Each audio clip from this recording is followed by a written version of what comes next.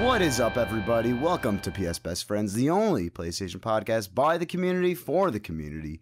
We come to you each and every Tuesday with a brand new episode filled with greatness beyond the ordinary. I'm your host, Jeffrey Mizrahi, and I'm sweating balls right now because it is 96 degrees in New York, and the AC went out on the third floor in my room. Today we have the one and only Reverend Anthony Palm. What's up, Anthony?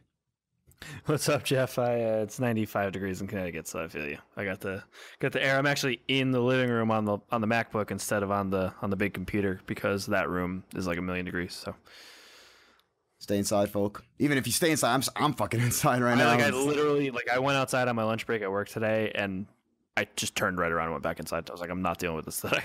That's not even, you bring your own lunch. And to the left of him, we have Miguel Alvarez. Miguel, how you doing, bro? I'm good, man. It's 97 degrees at Chicago, so yeah. But my AC works, so it's all That's good. A plus. That's as long as I have the AC. Chicago known for its wind, actually. I guess. It is called the Windy City, isn't it? Yeah. But it's for something else, not for the wind. But yeah, so today we have a big episode. We're rocking. So first of all, episode 5. 5th episode, almost to 10. That's like an anniversary or celebration of some sort. But also, it's E3 right now going on. Tuesday, we're recording this. You're going to hear this tomorrow. Pretty big stuff.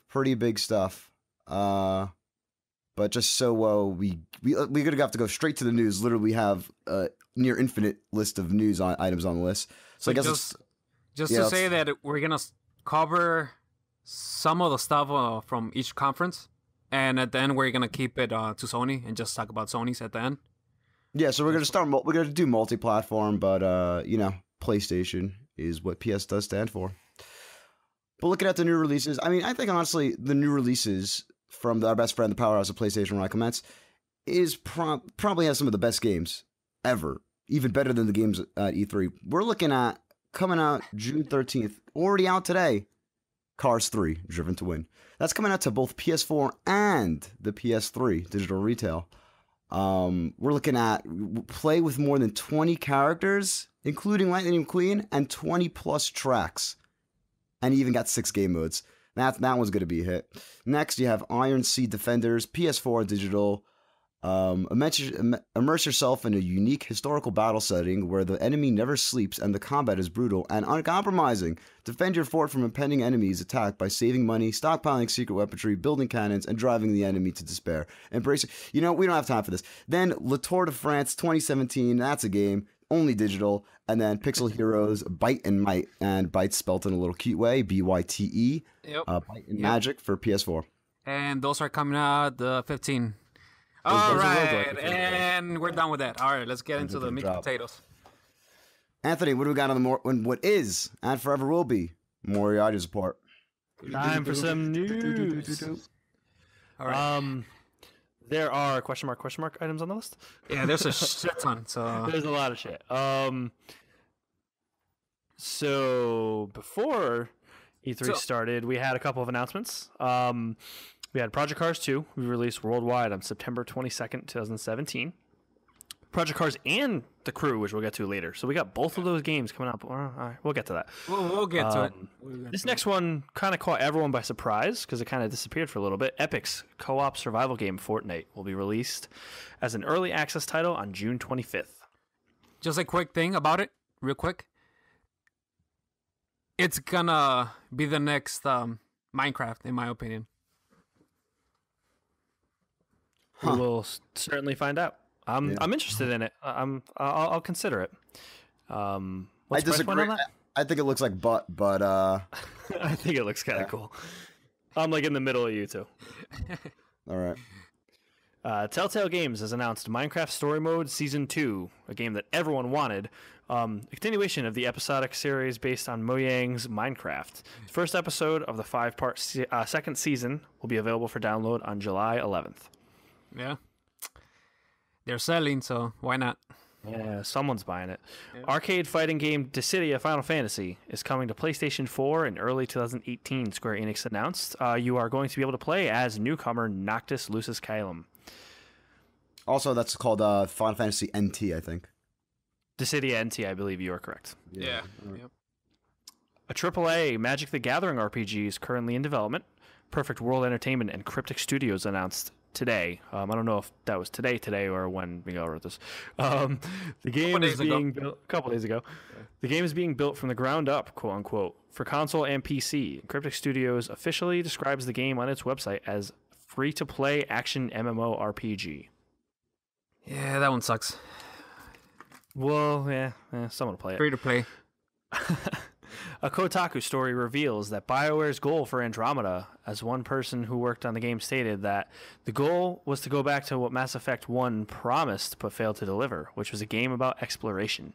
Let's see. The developers who spoke to Kotaku reported that the bulk of the game came together during the last 18 months of development. Now, this one's a little interesting. We can talk about this just real quick. I didn't get to read this article yet. Did you guys read the article? I kind of breezed through it. I read parts of it.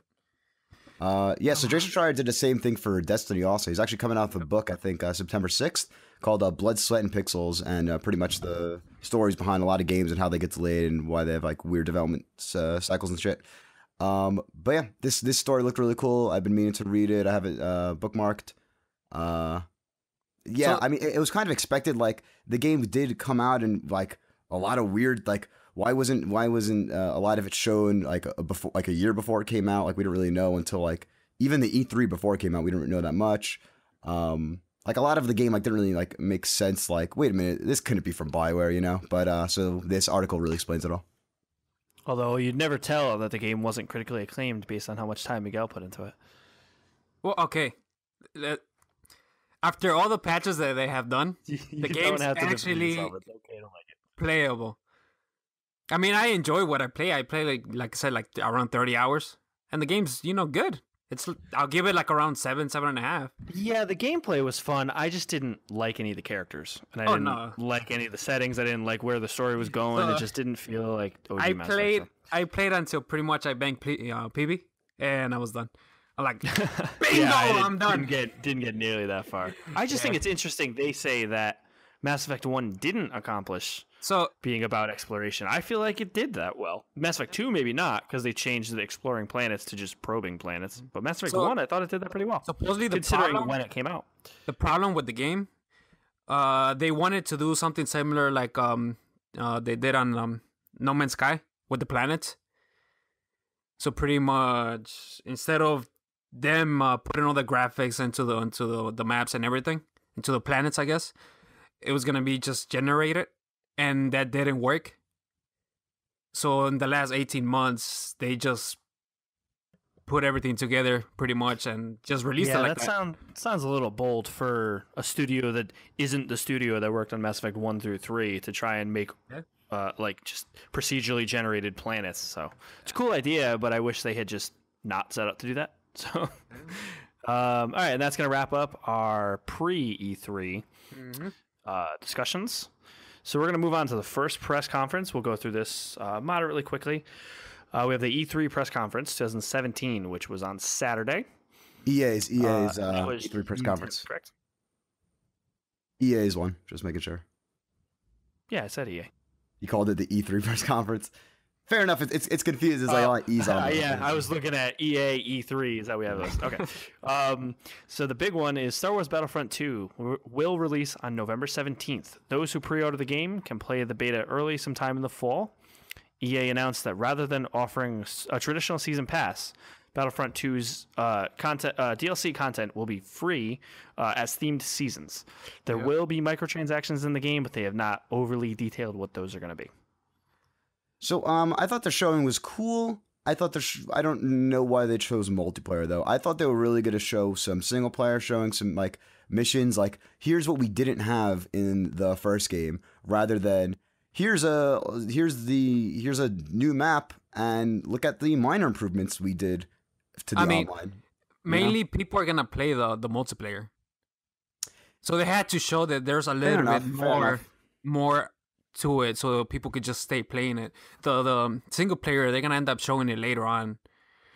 Hopefully, maybe Gamescom. But also, I was expecting more heroes. We didn't get that many heroes, which kind of sucked. They wanted to show off Darth Maul. It is also the Microtransactions, first bro. time they showed off droids. So, I mean, that's they true. kind of wanted to go into that. I was impressed with the way the game looked, but did you guys notice they, for the most part, showed from a third-person perspective, whereas it was kind of advertised as a first-person shooter last year, or when the first one came out 2 years ago. I thought that was interesting. I really hope that the first-person aspect of it is still. I assume the Obviously, first it's still person there, aspect's going to be the same as what it was, and it seemed also like it was based on. So EA brought in a bunch of influencers, which it seems like everyone's been doing, and they've been posting their own videos and their own capture footage they got at E3, and they're pretty much just up to them. Like if they wanted to do, like you'd see like some YouTubers would go first person, some would swap, like in the middle of a match. I don't know, I thought it was interesting. But yeah, Battlefront looks good. Yeah, I like that they're bringing back. Did they announce any PlayStation exclusivity things, or was that? Don't believe they did. They did not reveal a VR.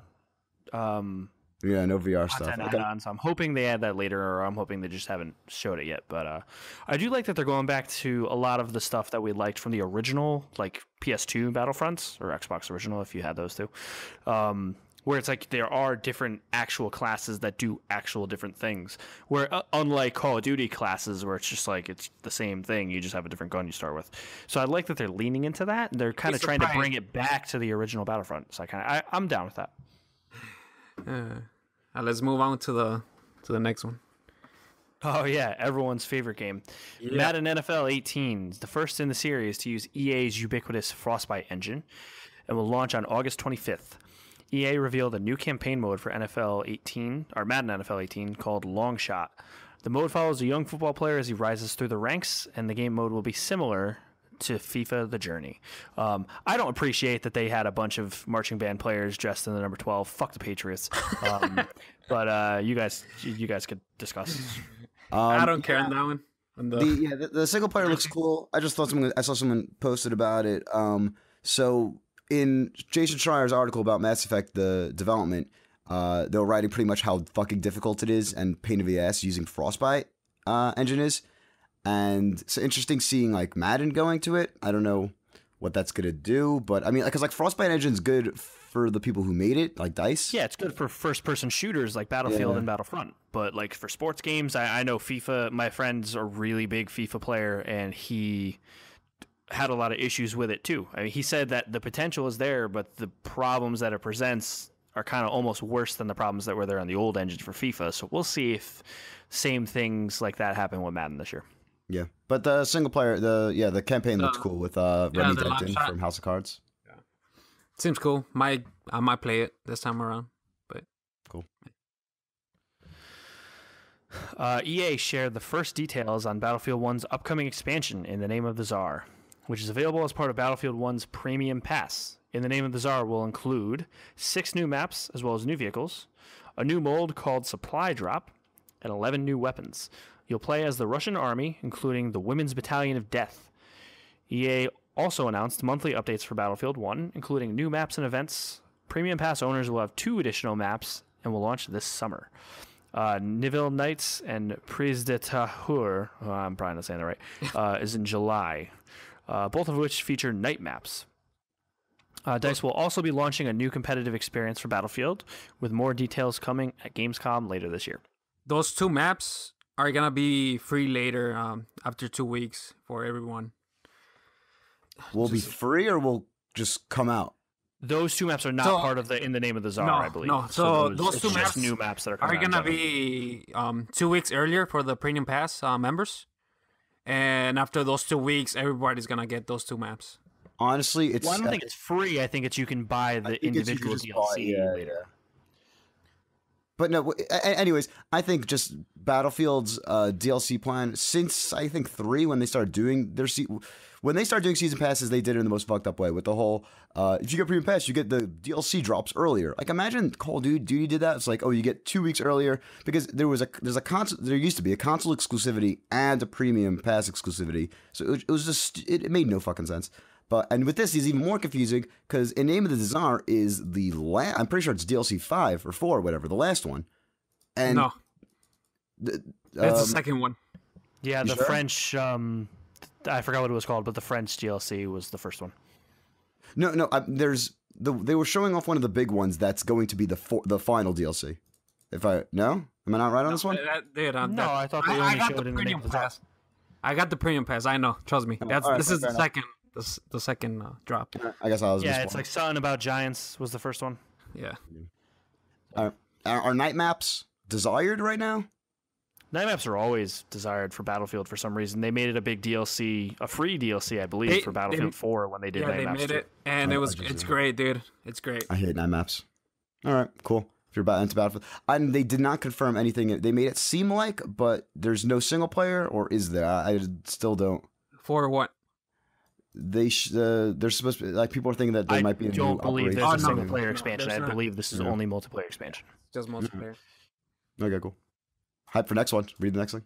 Yeah. Brothers, A Tale of Two Sons creator Joseph Fares revealed his new game, A Way Out. A Way Out is a co-op adventure game due out in early 2018. The game centers around two inmates, Leo and Vincent, as they attempt to break out of prison. This game is only co-op, and this game looks fucking dope. Have you guys played Brothers? Either of you played Brothers? I played a little bit of it. Anthony? I think I got it free, Games with Gold, on Xbox back in the day. I never got around to it. Yeah, so that's like a solid 2-hour indie romp. I love it. It's the game. You've probably heard of it. It's when you use each analog stick controls a different brother, and like it's a third person type of like platformer esque. Like that's what the camera is situated as. And you pretty much like solving these puzzles where like you move one. So you have 2 analog sticks and 2 triggers, like the action button. Mm-hmm. So you move a brother over to one area. Maybe hold a thing open with a L2, and then the other guy with the right stick and R2 does something else. Really cool. So this game is it's split screen, and there'd be situations. A Way Out. Now I'm talking about.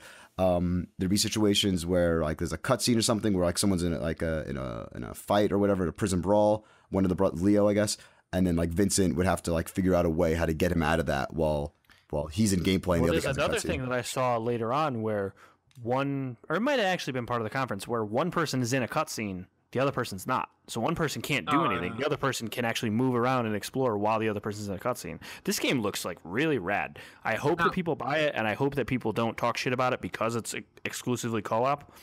But this game looks really cool to me. One question. Is it online co-op too? Yes, yeah. But like they said they prefer you play couch co-op, but yeah, I think it is online co-op. Okay. Yeah. All right, next. Very high for that game, though. But yeah. EA officially unveiled NBA Live 18. Oh, poor. Just all right. A new mode called The One. Will have you select between The Streets, which sees you playing 5-on-5 matches on real-world courts like Venice Beach. My park. The League, which involves playing in the NBA. So basically a story mode, apparently. Yep. Players will be able to upgrade gear, including shoes and more. A free demo will be released in August, no specific date, and progress from the game will carry over to the final game, similar to 2K The Prelude last year. So it just sounds like they're just aping everything from 2K. But I just hope they actually release the game. Yeah, because last year they didn't. It's I don't know what's going on with this franchise. So they released it on 2016. They didn't last year, and they showed it last year too, and they just canceled it because it was that bad. I don't really care about sports games, but if they came out and said The Street was like made by like a different studio and it felt and they like name dropped NBA Street from like GameCube and PS2 era, that'd be insane. I don't like the modern. I don't like basketball sims. I'm more of a arcade guy. Like the so you haven't checked out Playgrounds? No, I haven't. That's I don't got time. Just can't be bothered one way or another. Yeah. Moving on to another sports game, FIFA's campaign mode makes a comeback in FIFA 18 with The Journey. Alex Hunter returns. FIFA 18 will launch on September 29th. I saw a lot of shit being talked about the men in Blazers, Raj and Davo, and those dudes are fucking rad. So you can fuck off if you talk shit about Raj and Davo. I'm a European football fan, so whatever. I mean, they were one of the best parts of the conference. So I don't know why they were giving it shit. They just they're bald, and so they just hate people that are bald deniers. Like, what's his name? Who was the linebacker that did like the Rogaine shit?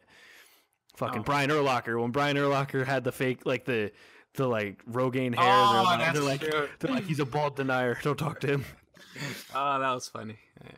So, all right. All right. Before you get into this one, to the next one, there was a presenter, a YouTube creator that what's his name, Jesse something, I forgot. Did you guys catch what happened with him? Because he was seemed like he was high at first, and then we found out that the teleprompter broke, and then I felt really bad. Oh man, because that one it seemed like he was just zooted out of his mind, but then we found out that he just didn't know how to handle the teleprompter. He had no teleprompter. Whatever. But yeah, read it. Man. Okay, so EA showed off a new gameplay demo of Need for Speed Payback, giving off Fast and the Furious vibes as part of the reveal. EA demoed a Need for Speed Payback mission called Highway Heist, which showcased the player driver chasing down a truck along a desert highway. I think this looked cool. I'm not gonna play it just because I have too many games to play, but I do think it looked cool though. I'm glad that they're leaning into that kind of not silly, but like that over the top to it, where it's like it's not going to compete with Forza and GT Sport. So at least they're going in a different direction with it. This game is aiming for the Fast and Furious guys. That's what they're aiming for. Family. Yeah, that's what they're aiming. No, I think I'm really excited for it. November 10th is coming out. Okay. Okay, that's November 10th. It looks really cool. I really like what it's going for. It looks like I like racing games that like give me something to do, not just race. And this seems like there's gonna be a lot. Like it's very ADD and there's a lot of shit going on, which I'm really into. So I'm excited for it. I'm definitely not gonna buy it because there's gonna be too many games. Mario Odyssey is gonna come out like a couple. Like I'm definitely gonna rent it. I'm renting. I'm gonna be happy with it. But, we'll talk about it a little bit too. Who's writing this? Anthony. Okay, cool. Oh, you're gonna read it though. Still, very cool. So the last thing that was at EA's event was Anthem. Anthem is going to be the next game by BioWare. Now this is BioWare. BioWare Montreal worked on Mass Effect Andromeda. So this is Edmonton. This is Edmonton. BioWare Edmonton, which is the Mass Effect team from the Mass Effect games that we enjoyed. I thought Casey Hudson left video games. He's not with the studio anymore. Oh, I heard he's on this one. Stuff. Nope, he's doing HoloLens stuff, I believe. Oh, okay. I think he might have started this project and then left to do HoloLens stuff. Oh, okay, that could but yeah, so Anthem is an open-world third-person RPG coming fall 2018. We'll see if that date sticks. Players use exosuits called javelins, and all of them have different abilities. Players can take out massive enemies, fly, and swim underwater. Anthem allows players to form squads with up to 4 people. So basically, this game is getting a lot of comparisons to Destiny. I don't see really why. I mean, I get it. I get that you're playing with other friends and kind of like a fire team. But other than that, I don't really see any comparisons. It reminds me more I see a world where these can coexist. It reminds me more of that's what I thought too, Destiny. But it reminds me more of The Division than Destiny. People are saying it's a mix of the two. Yeah. So they showed it off in the Microsoft conference. They showed like a couple 5 minutes of it, actual gameplay, and oh man. Do you want to save talking about the gameplay for Microsoft, or you want to just discuss it now? Let's just discuss it now. So pretty much the gameplay is you're in an XO. It's third-person shooter. You're jumping around. You're flying and shit. It looks like Iron Man the game set in Horizon Zero Dawn's universe. Yeah, again. I don't know how to better explain it than that. There's swimming and stuff. There's big monsters. It looks fun. I feel like it might fall flat just because... I just don't want to get hyped for it because I know that game is way too far away. So I'm going to wait and see more. Ambitious game is ambitious. All right, but yeah, so that was pretty much what EA showed. Overall, I thought it was the worst showing of the weekend. It was just all over the place. Oh, yeah. What was it worse because you guys are not into sports games? No, I guess that. I'm into FIFA. Yeah, but no, but still, also it was light. It was a light showing, and it was very. The presentation itself just wasn't good. They need to stop having these influencers talking about games. Just give us devs. True. We don't care if devs are up there. Just put the devs up there. It's fine. And the ending sucked too. They should have just been like, okay, this is the end. We're gonna show off Star Wars. If you guys want to stay, I didn't really know instead of being part. Yeah, exactly. Instead of being part of the conference, just like, hey, if you guys want to stay tuned, but this is the end of the conference or whatever, something like that. Well, Ubisoft did kind of that in a stupider way, but whatever. So yeah, overall, EA, was a solid conference, showed solid games. Let's move on to the next I think the next conference, whatever, it doesn't make a difference. Yeah, it doesn't matter. Yeah. So next we got Bethesda E3. I'm not sure what order it is, but whatever. Pretty much they showed off Wolfenstein, New Colossus, coming out October 27th. Looks really cool. I'm really excited for it. BJ Blazkowicz, G. It's going to be taking place in America this time around. You fan of the first one, Miguel? I honestly, I gotta buy it again because You beat I bought or- it and no, I didn't. I started the game and then I gave up because of that like half an hour. It's really slow. And Stop right everybody's like, there. "Oh, you're gonna come back and play it," and I just never did. And right now, if anyone's listening, the game is $10 at a PSN store. Yeah, that's what I was about to say. Nice. So that's the time to buy it right now. That's probably what I'm gonna do too. Yeah, $10 for the new blood, the new order, and the old blood, whatever they're called. Yeah, both are $10 each. I'm considering picking it up, but I just don't know if I have time for it. Like, it's gonna be like I bought Shadowfall and Killzone Shadowfall and the Order 1886 when they were on sale for like about the same price. I just never got to them. I bought them. They were in my backlog, and now they're just there. I'll maybe get to them before I die. I don't know. So Yeah, no, definitely I want to play it. Wolfenstein. I don't know if I'm gonna do it. Wolfenstein is much better, but I'm hype and October, yeah. All right, next up we got Evil Within 2, release date of October, Friday the 13th. Very cool. I mentioned that on a couple episodes ago. You remember that when I'm like when we talked about Friday the 13th, and I'm like, the trailer looked fucking amazing. I just gotta say that. Yeah, so it's a sequel to the first one from 2014. Shinji Mikami's still on it. I'm not into horror games because I'm scared and a pussy. But it definitely looks like a solid romp. If you like the first one, looks like you're gonna love the second one.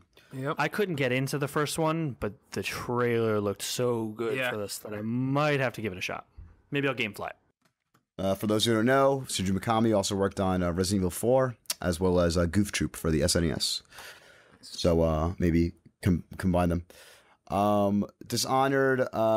Next was Dishonored: Death of the Outsider. Will be available as a standalone physical release. It features a new playable character, Billy Lurk, and it will be released on September 15th. So also so Dishonored, that looks cool. You guys into that at all, or Miguel? For Dishonored, no, I haven't played the first one or the second one. Just not my type of game, I guess. I really liked the first one. I played a little bit of the beginning of the second one, and it's another one. There was just too many games out. I didn't get a chance, but I do plan on going back to Dishonored 2. I really enjoyed the first one. It wasn't like the greatest game of all time ever, but I also played the remastered version, so I played it late, back when it was out of the zeitgeist, But I really enjoyed it. So it's cool that Dishonored fans are getting more Dishonored. It's cool that it's standalone, so if I want to just get this, like if I don't get around to beating Dishonored 2, I could just jump into this. So that's neat. Yeah. And also what Bethesda showed off was Fallout VR and Doom VFR. Fallout VR is kind of your like the more free, like the I guess the Farpoint-esque, where like you're actually just or Resident Evil 7 type VR game where like you're walking around the world. And Doom is looks like it has the snap feature where like Batman, where you snap to areas. Both look really cool. Both I hear are separate games. That they're not updates to Fallout or Doom. That kind of sucks. And both are exclusive to Vive right now. Maybe we'll talk more about. Well, okay. Skyrim is also coming out. That was announced at PlayStation, and that's coming for PSVR. So maybe we're gonna see a Fallout and Doom come to PSVR. I feel like there's a reason. I doubt we see Doom just because Doom. I feel like it's gonna make people throw up. I mean, they needed to make that snap feature, like the warping feature, because I feel like otherwise people would instantly go. I've been saying this since I saw it. I think the snapping feature in Doom works so perfectly with that game, because even in the Doom regular, when the enemy gets highlighted and you have to do a glory kill or gruesome kill or something, that kind of felt like you could be like looking to the left of the guy and like a little like couple steps back, but if you click the right stick, it kind of like snaps automatic to him and then like gouges his eyes out or something. And I felt like that's like a pretty close to like the snapping of the VR snap to move. But yes, and really cool at the end of the conference, they came out and said everything you saw today is coming out by the end of this year, which is like, fuck yeah, man. That's how you announce games. Plus, overall, the conference they kept it short. It was around 40 minutes. Short and sweet, yeah. It was also on pretty much just midnight on the East Coast too. So yeah, that kind of sucked. But Pete Hine just came out, talked a little bit, showed the games, came out again, said thank you for coming, and that's it. It was great. Overall, I think one of the better ones, in my opinion. What do you guys think? No surprises. The better conference. Yeah, but it was a good conference though. I like that they kept it to these games are all coming out this year. So I thought that was kind of cool. Yeah. All right. So the next conference that we saw, and this was on Monday. This was at 4 p.m. I'm sorry, Eastern time. So I don't know what time that converts to Pacific. Ubisoft. They showed the much-awaited Assassin's. Oh no, aren't we missing one? We're missing Microsoft, but Microsoft. We could talk about it. We're not even gonna like talk. We don't even have them on here. Okay, well, I don't have them here because it's a PlayStation. But all right, let's talk about it real quick. So we'll breeze through it. The Scorpio was announced. Yeah, $4.99. Lots of flops. It's not the Scorpio. What's it called? Xbox One X. I did actually. I didn't call this because I heard someone else say that like a year ago, and I was like, that sounds like what they'll name it. But I've been kind of guessing it was going to be the One X for a while. I have no need to buy one. I mean, I have a PS4 Pro already. I don't have a 4K TV. I'm planning on getting one, but not anytime soon. I don't need it. I have a One S. That's fine for the few games I play on Xbox nowadays. I thought I was watching one of the worst conferences ever. And then I'm checking Twitter, and people are saying this like, oh, it's pretty good. They started off. Let's do this quick. PlayStation podcast. They started off with technical specifications for like 10 minutes. Then talked about. It felt like 20 minutes. Though. Then talked about. I messaged you guys. I was like, guys, I'm gonna fucking fall asleep right now. Then talked about cars for another 10 minutes.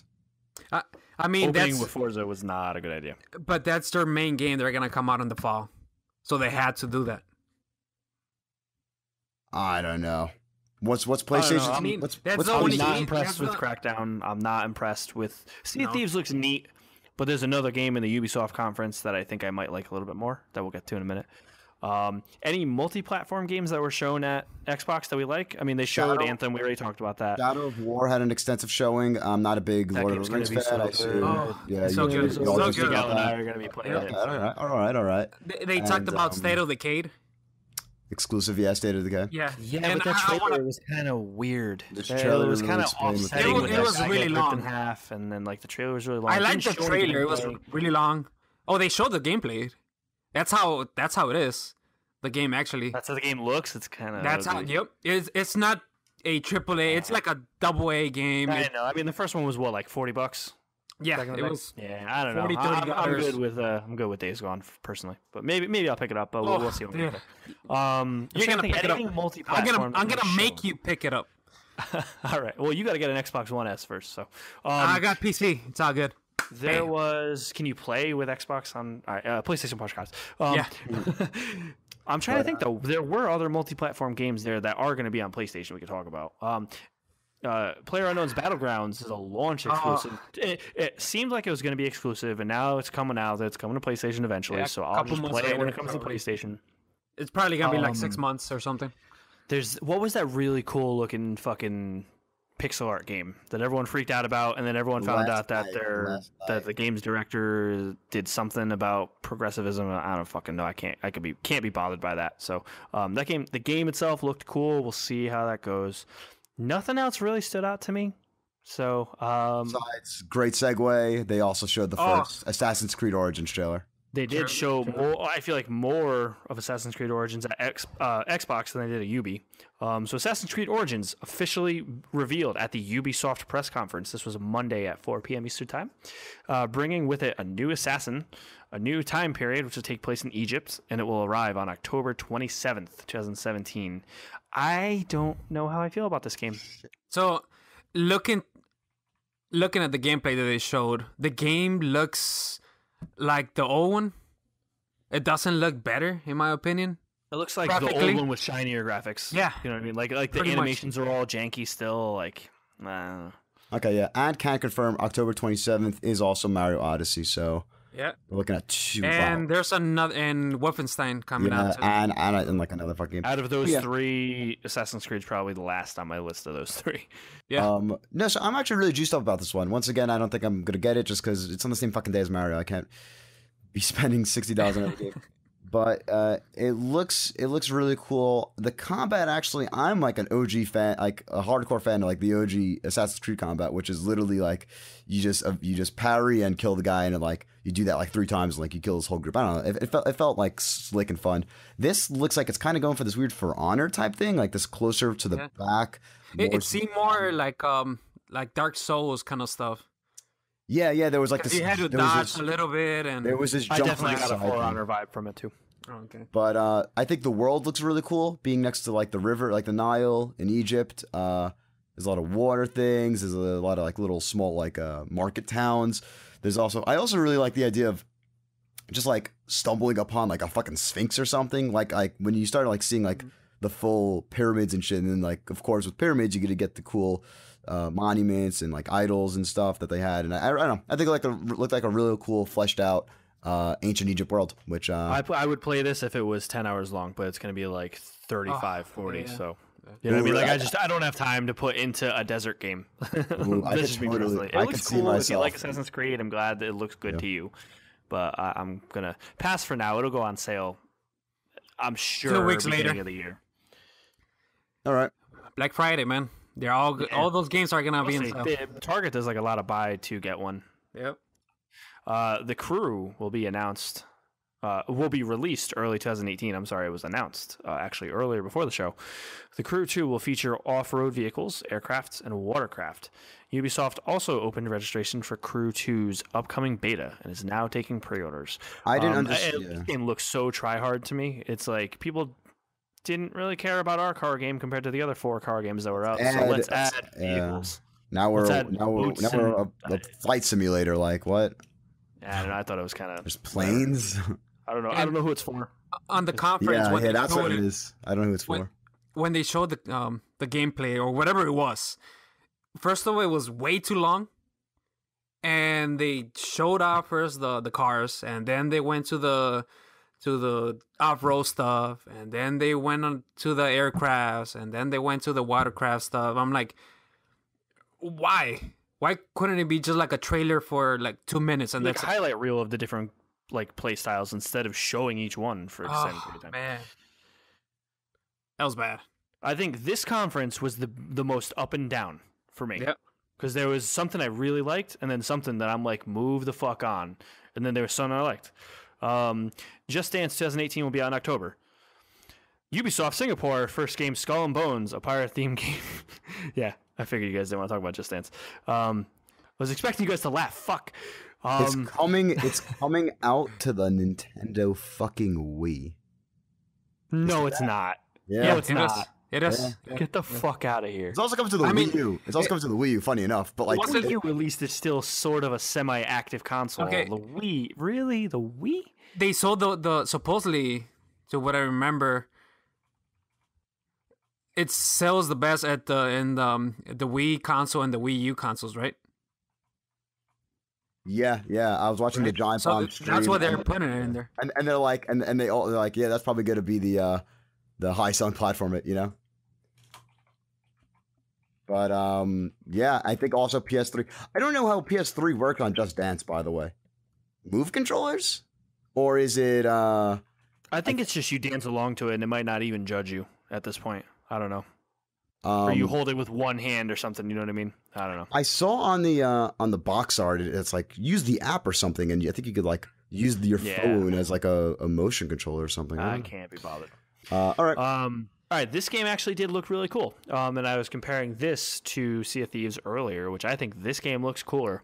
Ubisoft Singapore's first game is Skull and Bones, a pirate-themed game along the vein of, and they actually name-dropped, Assassin's Creed 4 Black Flag. Yeah. Skull and Great game. Bones will allow players to captain their own pirate ship in 1721, in a world that will be shaped by the player community and pirate gangs they form. Skull and Bones is scheduled for release of fall 2018. I think this game looks pretty rad. I hope there's some sort of single-player element to it. That's what I was gonna say, because it seemed pretty much multiplayer, and I want that. I want pirates in my life, but I want just a single player. I don't want to deal with any multiplayer I'm fine with the stuff. multiplayer, but I hope there's at least some sort of aspect where I can exist in that universe by myself. Yep. You know what I mean? Have we heard any games name drop fall 2018? We heard 2018 or just coming soon, but saying a specific. We heard early 2018. I don't think we heard fall. 2018 is far, guys. Like, and you're not gonna hit that. Like, I'm calling it now. Skull and Bones is not coming out fall of 2018. That'll be. You know what that'll be? That'll be the same window For Honor came out in. Yeah, around December, I think it came out, right? I'm gonna say almost to the date, the same release window that For Honor was. I can see that. I appreciate pirates. I don't care for them. I'm down with it. I'm cool. Black Flag was awesome. My favorite parts of Black Flag were the non-Assassin's Creed stuff, so I'm cool with that. Pretty much the pirate ship going around, because that was my best part of it. Starlink Battle for Atlas, which is aiming for a fall 2018 release, another fall 2018, is a Toys to Life based game. Uses modular ships, and its pilot. I'm trying to read this. So it uses modular ships like toys that you're basically building your own ship, and the pilot attached to it is the player's controller. It pretty much uses this if you ever seen it, it's like a type of an just imagine an attachment. If you ever seen it for your phone or something that you could just strap in your phone onto your controller, so you could watch videos or something, or so imagine pretty much. Yeah. What? No, so it's pretty much you buy a basic ship or whatever, and then there's extra stuff that you could go buy, and if you attach a machine gun or stuff like that, if you attach stuff to it, it replicates it to the game. Now they did say there's digital stuff you can buy too if you don't want to go actually buy the physical parts. I thought this looked really cool, and they even straight out said we want to bring back stuff that you used to pretend to do when you were a child. And there was a lot of hate for this game, unnecessarily. I feel like it's a really cool idea. If it fails, it fails. You know what I mean? But I'm cool with it. It's more of a Toys to Life thing that I'm down with than Skylanders. You know what I mean? Skylanders are like amiibos. They're literally just. They don't do anything. They're not even We ain't shit talking about amiibos right now. I'm not talking shit about them, but I'm just saying they're not posable. They don't do anything. They just sit there when you're not scanning them in. This, at least, it's an actual toy. People are buying it just for toys, pretty much. They're not using it in the games. Amiibos give me a purpose. I guess. PlayStation podcast. I'm just kidding. You're allowed to like amiibos. I don't know. I thought it was kind of cool. A lot of shit was being given to this, but this is something I'm gonna keep an eye on. If it's stupid expensive, obviously I'm not gonna jump in. But if the game's normal priced, and then I can get one of the modular ships for I don't know, $15-$20, maybe I'll get it for either PS4 or Switch. I'll look into it. Keep an eye on it. This one was a little unexpected, and I don't know who this one's for either, because I don't know who's still playing this game, but a steep expansion was announced. Road to the Olympics, coming December 5th. Road to the Olympics takes players to Japan and South Korea for Olympic events. It makes sense just because the Olympics are a real-world thing, but I don't know who's playing this game anymore. Good for them if they like it. I mean, it looked like a cool game. I just didn't have time to try it. I didn't even play it on the free play weekend. Me neither, man. So let's get to the big one. Nothing else to say. The big one to you guys. This isn't a big deal to me. Okay, let's clarify this. It wasn't big for, I think, any of us, right? No, I could literally care less about. I could not care less about this announcement. Beyond Good and Evil 2 was officially unveiled. I don't believe any release window. No. It was a cinematic trailer. This game might not even exist. There might not be any. What did you just say? You couldn't care at all for it? So that's the thing about it. I do care. Whenever I see games like this get announced, even Shenmue 3, Final Fantasy 7 remake, I don't care to play them. But just from what they mean, an industry standpoint, and what they mean to other people and what like their significance in the industry. That's what I was saying. Yeah. It does like wow. Okay, so like when that trailer comes on, like I'm hyped. I'm like, no fucking way, no fucking way. So that's a good argument then. So the way I feel about these types of games, especially with Final Fantasy VII Remake, potentially this game, a couple other games, Crash Insane Trilogy is an absolute exception because that game I feel like was mostly done when they announced it. I feel like a lot of these games they announce them because the there's like cult followings behind them and everyone gets hyped about them, and then they disappear for forever, or they come out and they're not good. No, the funny part of it is that I don't know. I don't want to ride the hype before there's anything to be hyped about. There's no hype. There's no hype on this game. The problem with it was that they announced it. That was great, and then they're like, join the web. Go to the website. Pretty much join the website. It's the monkey. What was it called? Monkey ship program or something like that. Monkey training. Something like that. And tell us what do you want from the game.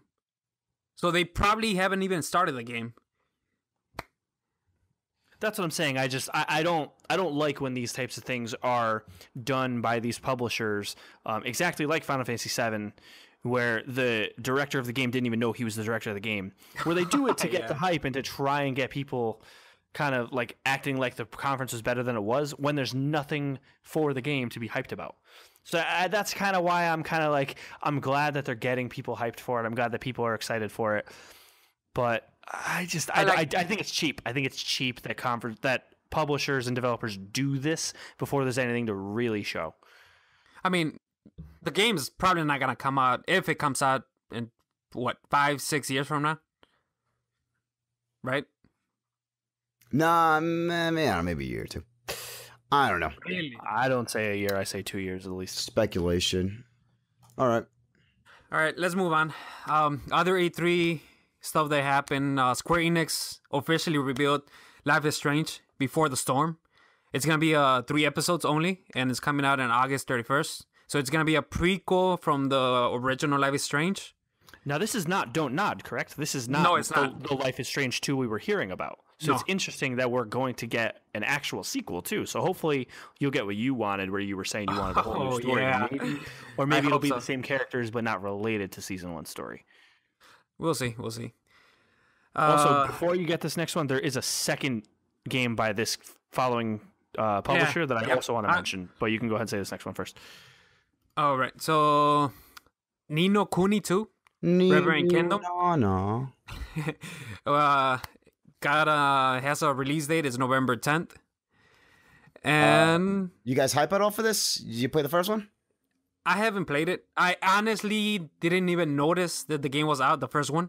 Oh, dude. So I really I heard it's great. I wanted to get into it. I never got around to it. I always wanted to. I was praying they would bring it to PS4. Were you? But, I forgot when it came. Partially glad that the new one is its own story, so I don't have to like feel bad about not playing the first one. You know? Were you listening? Were you all fans of Colin back when this came out? And yeah, I know. Yeah. So he liked some. He got me hyped for this. No, for one, I'm saying for Ni no Kuni 1, and I picked it up from that. I got 20 hours in. It's a deep RPG. I really fucking enjoyed my time with it. Like really enjoyed it. I just dropped it and I haven't got back to it and whatever. It's on PS3. But I'm really excited for Revenant Kingdom. The sequel looks like it's gonna be tight. Little pissed off Trippy isn't there, but what are you gonna do about it? So he might show up. Bandai Namco also announced Dragon Ball Z Fighter C. Yeah, okay, I'm hyped about. I'm a big Dragon Ball fan. So I wish though this was a. So it's not. You have 2D on the thing. It's actually 2.5D. I wish this is not related to the Xenoverse. Games, it's not. No, it's not. No. It's just a fighting game. I don't even know if it's gonna have a campaign. But I really imagine though if it was an anime fighter and kind of like Blaze Blue and I think the Persona. There's a Persona 1 full 2D, or I think that might be 2.0, whatever. Yeah. But if this is as close as they've ever gotten to flat anime 2D fighting, but it's gonna be 3v3, right? 3v3, yeah. It's gonna have that Marvel's Capcom style. Okay. It looks amazing. Looks really awesome. And it's gonna release early 2018. Next year. Next year, yeah. And then also the last one they announced too.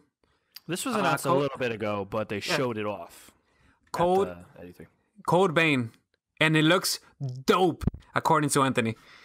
Dude, I don't know. I'm just like, it takes what I like about Dark Souls and Bloodborne, and it takes everything I like about like fucked up vampire anime shit, and it's putting them together. And I just think it looks pretty rad. I don't know. We'll see how it comes out. But this is not From Software, correct? This is just Bandai Namco, and then there's people that worked on the Souls games. So talking about, go ahead, finish it.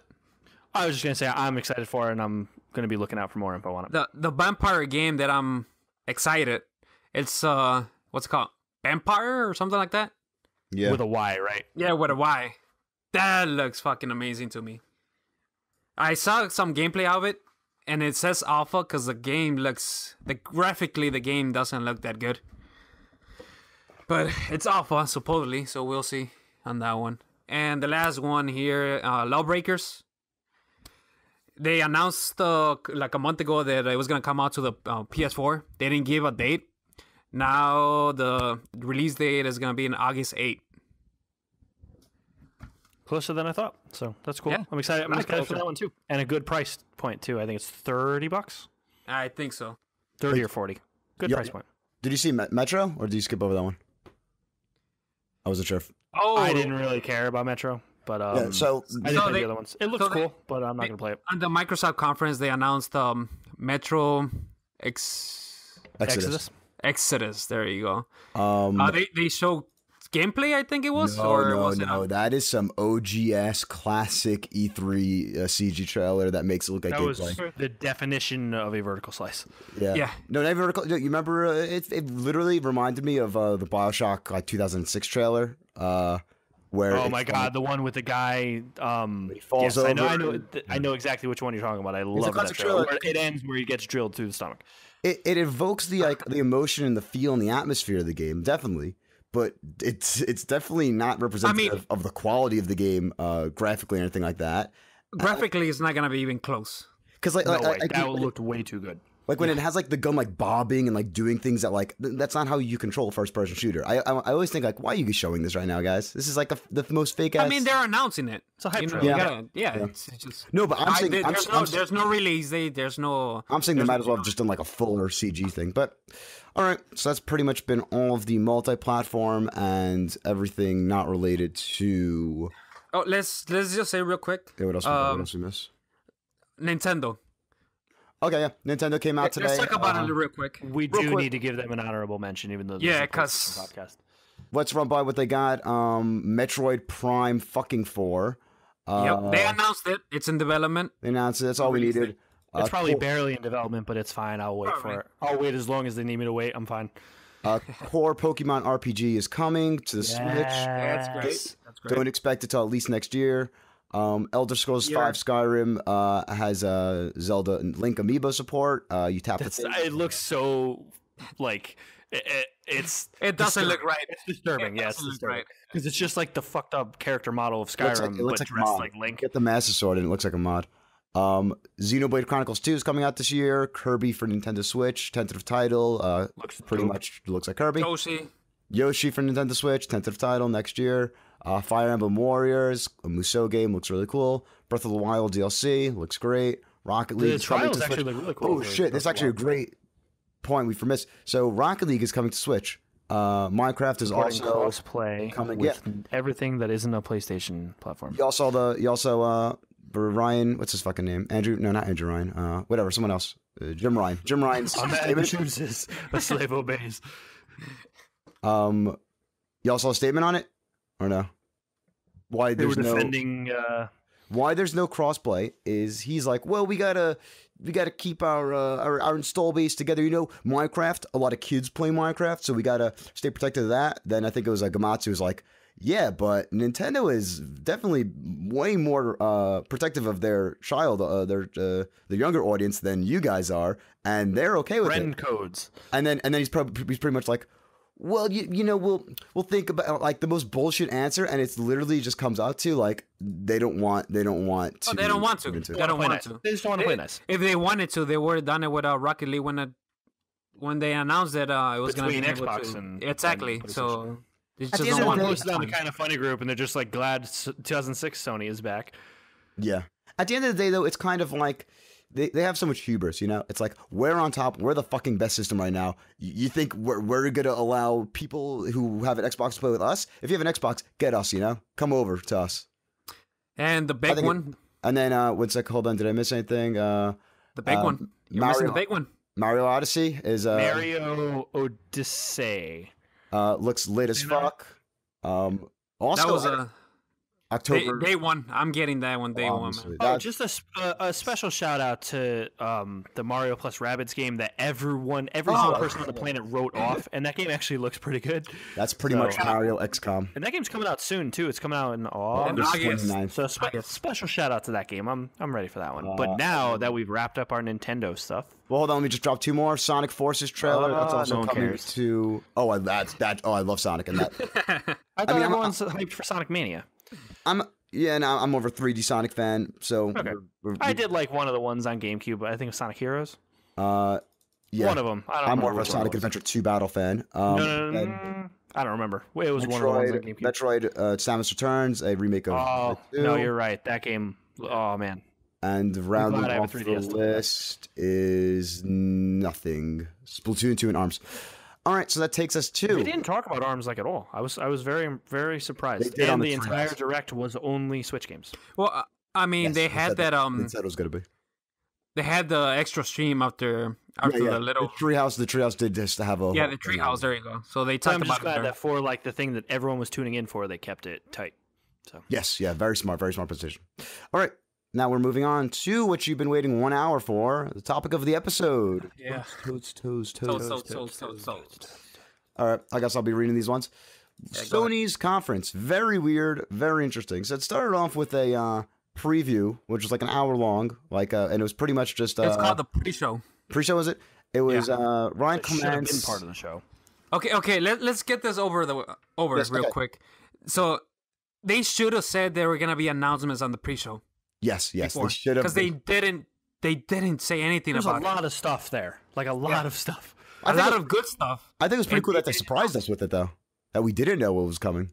But I didn't know about it because I couldn't watch it. Yeah. Yeah, fair enough. They should have said it so people could tune in. Yeah, so that was the problem with it. Pretty much Ryan Clements and Schumann talking with developers and announcing shit. So let's go over what we saw. They started off with Sony announced PlayLink is pretty much just a new, service or initiative or something, think crossplay, one of those type of names.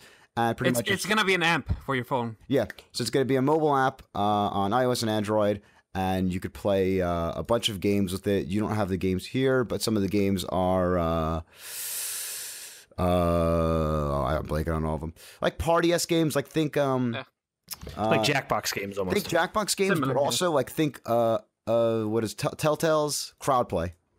For there's going to be an Until Dawn-esque game, and pretty much it's just everyone has a phone, and you tap a decision that you want, do you want him to kill the guy or save the guy? Then it's voted on that. Also, there's a game called Hidden Agenda which uses this, and pretty much you all start off with a hidden agenda, and it's like a card, and it says you want this guy to do this by the end of the game.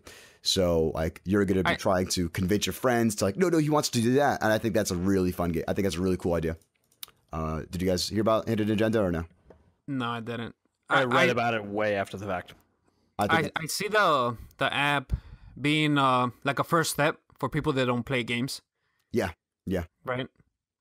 It's kind of cool, but it kind of scares me that the Vita really might actually be dead in the eyes of Sony because if they're going all in on mobile. We're going to find out in a couple months.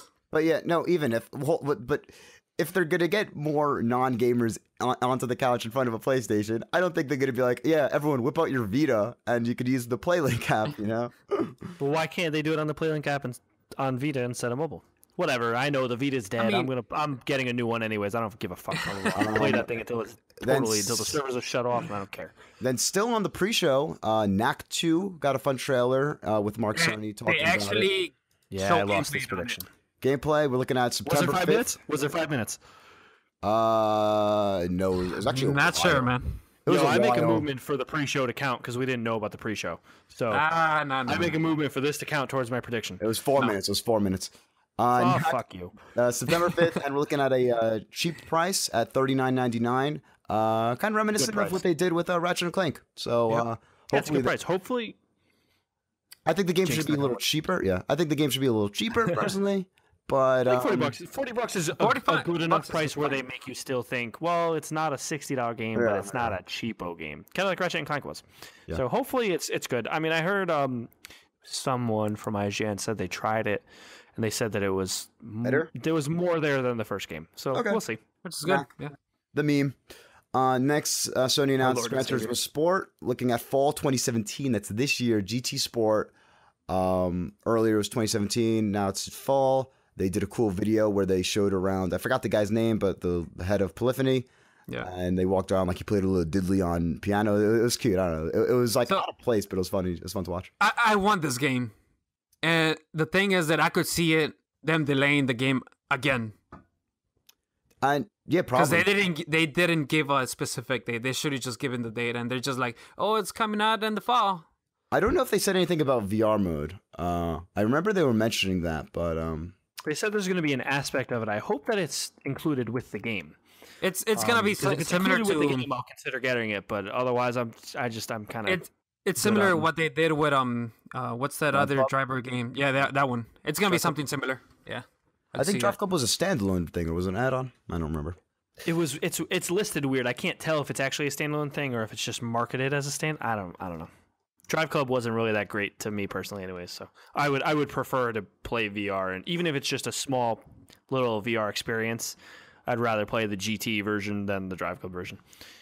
Next, they showed the new Housemarque game, developers of Resogun, Matterfall, and that's going to be coming out August 15th. So really, That'd be a great game. Very close. Yeah, I thought Can't that one believe was... they showed this in the pre-show. I can't believe they didn't show this in the Nah. actual We'll get to the main conference, but the main conference is It's okay that they showed it, but they, like I said, they should have said something. We're gonna announce games on the pre-show so people could tune in. The thing is, I feel like they did that last year where they announced games before, but I bet Not games like I bet Matterfall. they weren't. After that, we got Everybody's Golf out this summer at $39.99. I thought this was going to be way cheaper, and Yeah, I Shuhei thought it was was gonna up be like there. $20. Shuhei Now, was is this the same studios that made the Hot Shots Golf? So listen to this. So Shuhei got up there and pretty much said, in the Japanese version of Hot Shots Golf, whatever it's called for the past 20 years, translate to Everybody's Golf. So Oh, really? that's kind of how he justified, like, oh, okay, now let's make it the actual translation. But yeah, this Checks is out. I'm fine with it. this is literally the same guys behind the Hot Shots Golf, and it's a sequel. And it looks cool. Now, there's other stuff that's you can cool. do. You can fish in it. You drive other around the course like you have to drive to your bowl each time, or you have to like sprint to it. It looks very goofy. I think it's very pretty cool. fun. At least they added more to it to justify that $40 price point. Because I had Hot Shots Golf on Vita, and it was really good. We have to But think. for some reason, I feel like it was cheaper when it launched, though. But Just it was good. Just because it's a golf excited. game doesn't mean it has to be cheap. You know, Tiger Woods Nah, games. yeah, I Tiger think Woods games used to $40 be is $60. $40 is a fine price point for that. I think I would have preferred it to be cheaper just because I'm poor, but I think $40 is a reasonable price. Same with Neck 2. In a very surprising announcement, Yeah. Undertale is coming this summer to PS4 and Vita, digital and physical edition by Fangamer. Vita lives. Crazy. Didn't see that coming at all. Especially because Undertale is a very like weird game where like It's the game you think of when someone says I play weird Steam games. It doesn't it crash at one point and like you have to restart it or something? I don't know. I remember a friend like trying to like give me a pitch and tell me all like the weird quirky things it does. So I'm interested how that's gonna run on PlayStation. But Vita, that's crazy, you know. So now was that the last thing they showed on the preview? Is what we have here? The last thing Yeah, I believe so. Yeah. Oh no, it can't be. They also showed Tropico 6 this year on the preview. Oh yeah. On the pre-show. It looks like Castro. And an announcement for Tropico 6 is like a Civilization type, like a world, like a SimCity type world building game. More SimCity, not Civilization. And then also PSX, 2017, held in Anaheim again, December 9th to 10th. If you're a big PlayStation fan, I know most of the kind of funny community is usually there. Yeah. If I somehow have money in the next 6 months, I'll be there. Probably not though. I will 100% not be there. Yeah. Again, because I'm poor. So the conference started with Uncharted, right? Yeah, so it started off with, I don't know about you guys, but I was in the PlayStation Experience, E3 Experience Theater, and we had the YouTube stream, or the Twitch stream, whichever one didn't have audio for the beginning, which made it really fucking weird, yeah. Oh, so really? I watched the Kind of Funny stream, and they were going back and forth. Yep. So there was the Twitch stream that didn't have audio, and then there was the YouTube stream that was like it was behind 5 like seconds delayed. No, it was more than that. It was like a minute. More than 5? It wasn't that long. I don't know, dude. It might have been like 10, 15 seconds, but it was delayed. So it was like they kept going back and forth between it because they were trying to find the best stream. So rather than orchestra this time, they started off with a cool little sitar, for sitar and like other Indian instruments. Very Indian style, or that region style. And I was sitting there, and I'm like, what? Because they played the song, the live music for about like 3 or 4 minutes, and I'm like, what could it be? The only Indian-based game I could think is Lost Legacy, where they start off with the DLC that's this close. Like, whatever. I 100% knew they were going to start with that, and I 100% knew that's what it was. They start off with Lost Legacy. I didn't have any audio, so I saw Nadine and Chloe talk to each other. I don't know what they said. But yeah, that looks lit. That looks awesome. I guess gameplay would have been cool, but the gameplay really wasn't the name of the game on this conference. Now, correct me if I'm wrong. This does look like stuff we've seen before. I feel like they showed something along the lines of this recently, like a trailer. I mean, there's some new stuff in that trailer, but for the most part, it's like getting a teaser trailer for a movie and then the full trailer. Where I feel like we did see most of it, and there was some new stuff added to the trailer. That being said, I mean, I'm pretty excited for this. I like Chloe as a character. Nadine, I'm interested in learning more about her because she kind of wasn't really in it that much in Uncharted 4. So. Okay, yeah, so that's coming out. Did they give a date for that? I feel like that had a date for a while. August.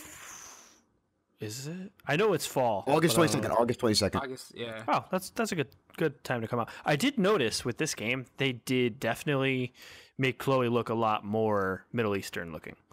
To kind of fit. I mean, obviously, her in this engine is going to look. I mean, every character looked different in Uncharted 4 than previous. So I did notice that, and I thought that was kind of cool that they made her look more her actual ethnicity. Y'all, who your favorite characters Uncharted? If your dream duo for an Uncharted spin-off like this, who would it be? Oh man, I actually wanted to see Sam and. I'm holding out for a Sam and Sully. Yeah, Sam. That's what I wanted. Second mini story. I'm holding out. Even maybe Chloe and like. Is that like kind of a spoiler? Cutter. Is that a spoiler? Do we need to cut cool. that? What? Nah, just leave it. Sam and Sully? What? That they're friends? That's not a spoiler. All right. Okay. All right. I just really didn't like Nadine. I don't know. I love Chloe. I was fine with her. I didn't love her, but I was like, she was kind of there for me. So that's why I'm like excited to maybe build character development with her. Yeah. But my favorite. See, I always, for some reason, I always liked Chloe more than Elena. I don't know why. Really? I'm not like by a lot. Like I still liked Elena, but it was just something about Chloe that she just was like. Uncharted 3, she was just like so badass in the beginning of Uncharted 3. She just didn't give a fuck about anything. Whereas Elena, see, I liked what they did with Elena in 4 because in Uncharted, 1 through 3, they kind of made Elena be like, not whiny, but she was kind of just like, God damn it, Drake, the whole time. Whereas Uncharted 4, they really made her very, very likable, but naturally. So, I don't know. My favorite character's probably got to go to, I know it's stereotypical, but probably Sully. Yeah. Same here. I feel like I had a note on that, but I'm blanking on it. Shooting blanks, bro. Oh, yeah. Elena and Jeff the cameraman. That'd be cool. Fucking Jeff the cameraman. I forgot about him. But right after like a cockroach.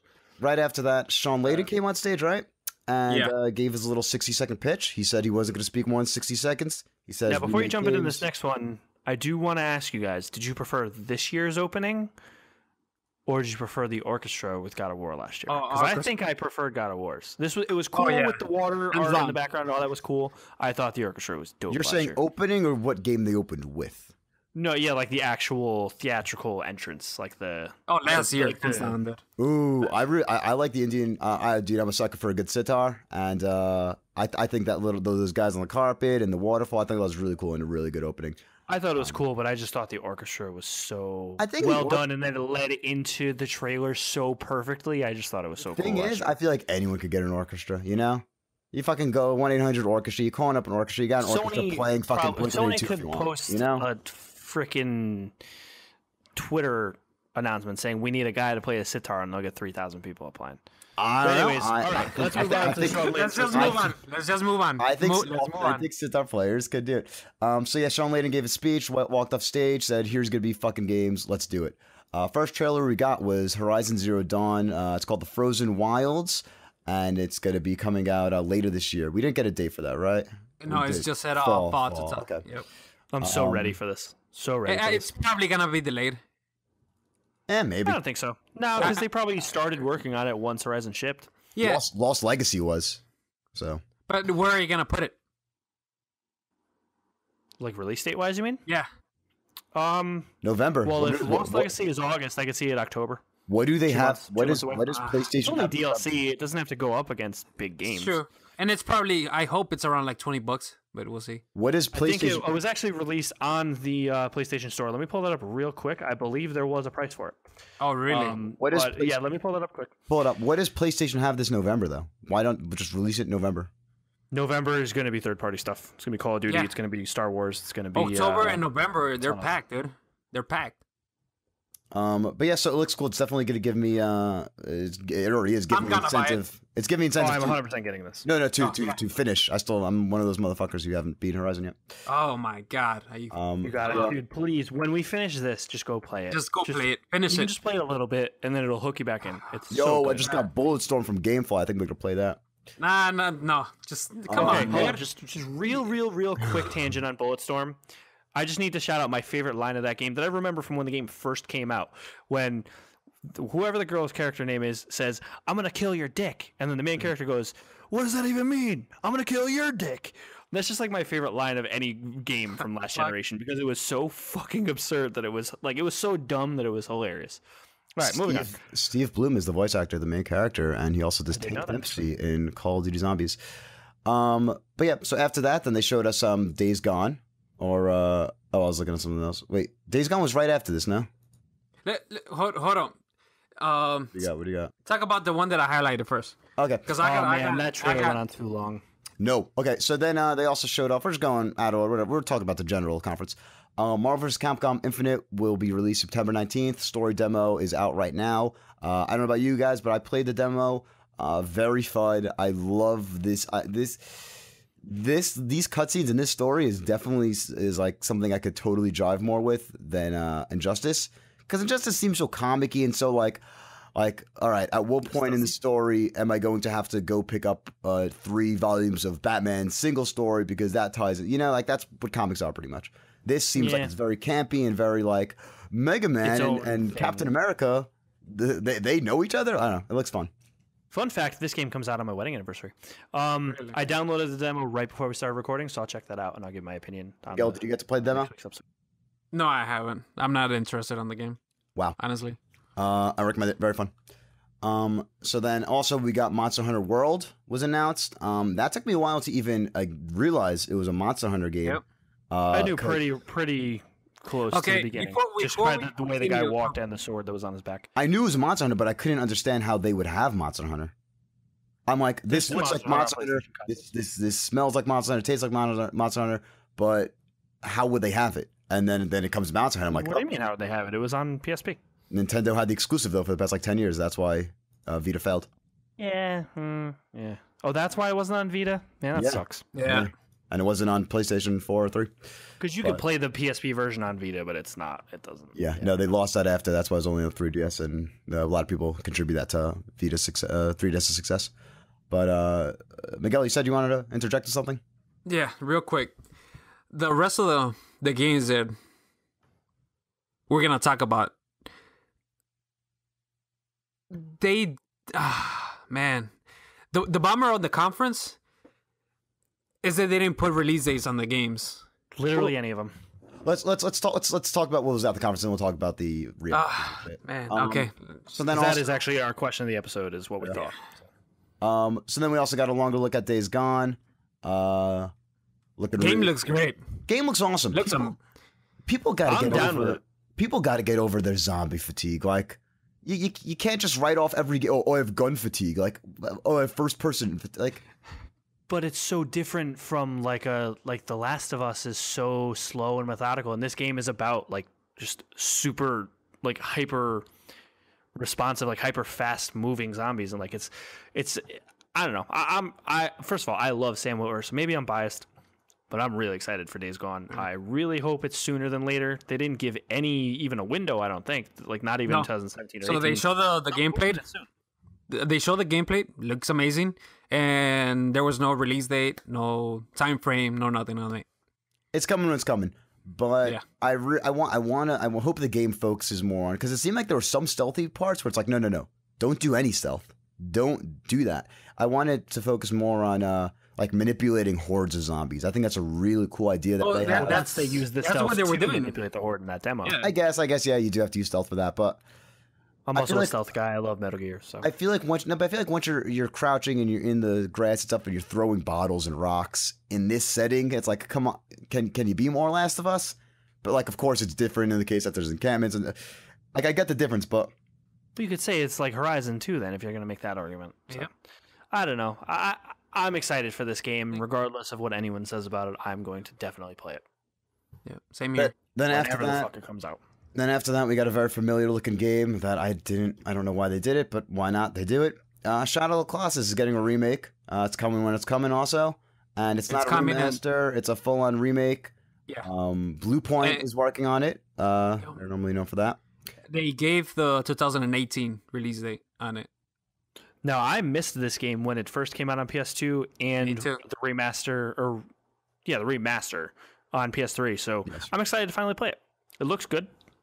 I'm hoping it holds up. Hope they fix the controls that apparently were really bad. Yep. They have to redo every button in that fucking thing. I don't know, because I played half of. When I had to press triangle to jump in Last Guardian, I knew Japan Studios just didn't learn. That wasn't the issue even. That was. That was so far from the issue. It was crazy.